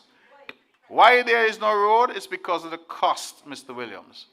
For us to put in infrastructure going into that area, we're talking about a road. We had, what do you call it? We had considered an RFP, and the numbers are astronomical. We're not talking about 10 or $15 million. We're talking 40 million and more in terms of that particular infrastructure. We're not yet talking about water. We're not yet talking about electricity. So it is easy for us to say to the government, why you ain't putting a road? Because I have land over there and I pay a couple $1,000s in tax. But that is not the way government expenditure works. It would be impossible for any government, this one or any other government, to find the resources to put in the necessary resources Mr. Liebert, into please. The South Coast. It really would be impossible. Please. And I'm not just saying that because it is the reality of the situation, right? Why, we considered it. We said we would look at the possibility of putting in a road there, right? But when these developers started to discuss the possibility, we said, well, all right, let's hold. Let's hold on that. Because we aren't sure where we're going to find the money in the first place to put in that level of infrastructure that would be required to open up the south coast of Nevis. And that is just the honest position. All right. Okay, folks. We are going to give the director of the NHCS a final question, because I did promise her. Oh, sorry. Yes, please. Please, sorry, election? Oh. Mr. Bissett, you really want an answer to the question? Okay, there will be no, Mr. Bissett, there will be no elections until an election is due. All right? Thank you. All right, final question, Ms. Robert. Everyone, I know it's late, so I'm going to ask a quick question, and this is really targeted for Minister Nisbet, as my predecessor in this role as director of the NHCS. So in terms of Indian Castle and Whites Bay, as you know, are two significant archaeological sites for Nevis. These beautiful designs that we have behind us would occur directly on top of it, correct?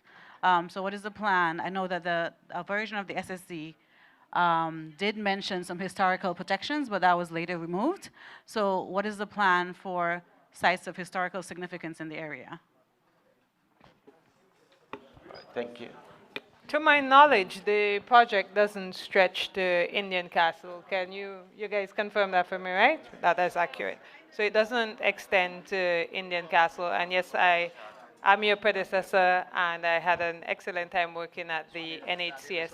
I think at my time there, one of the struggles I had was we always had to advocate protection, but we had to balance that with the need for progress as well.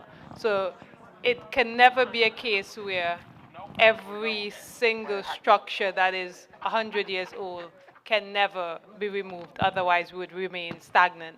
So the strategy has always been to evaluate, assess, see the value, and see what protective measures can be put into place if it's deemed to have that essential value that needs to remain for the next generation to come.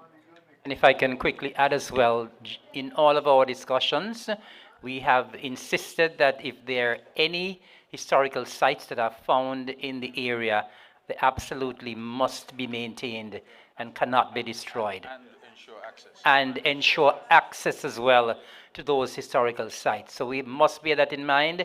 Any historical sites that are found, access must be provided and they cannot be destroyed. Right, thank you very much, folks. We are now at the end. It's 10:15. I'm sorry, I don't know if Mr. Premier, anyone want to make any closing remark? Hold on. Oh, Swan. Sorry. Go right ahead quickly, please. Yeah, good night. There's a very famous senator in Senegal who uses as his motto, I have a PhD in common sense. I may not have what you all have, but I have common sense. We have boasted over the years how many Nevisians are out of Nevis, more than what is in Nevis. Why are we selling so much land and tending to want to sell more? When these people come back home, as they are coming home slowly but surely, what are for them? What are for them? We boast every time more Nevisians out of Nevis than was in Nevis. Where we selling it and making it an enclave so that they can't go there. I don't think that is a very wise thing that we're doing, and I think we need to change that. Thank you. Thank you very much. Okay. So, ladies and gentlemen, thank you very much. I think we've had a good discussion. We have gone back and forth, and we will certainly try to engage further as and when we go. Thank you. Get home safely. God bless you.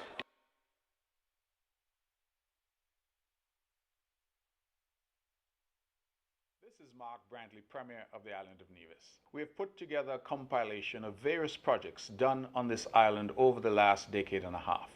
The idea is to showcase all that we've done in terms of our infrastructure, our business development, and the quality of life for our people. We welcome you home. Enjoy Nevis. This is your island. This is your home.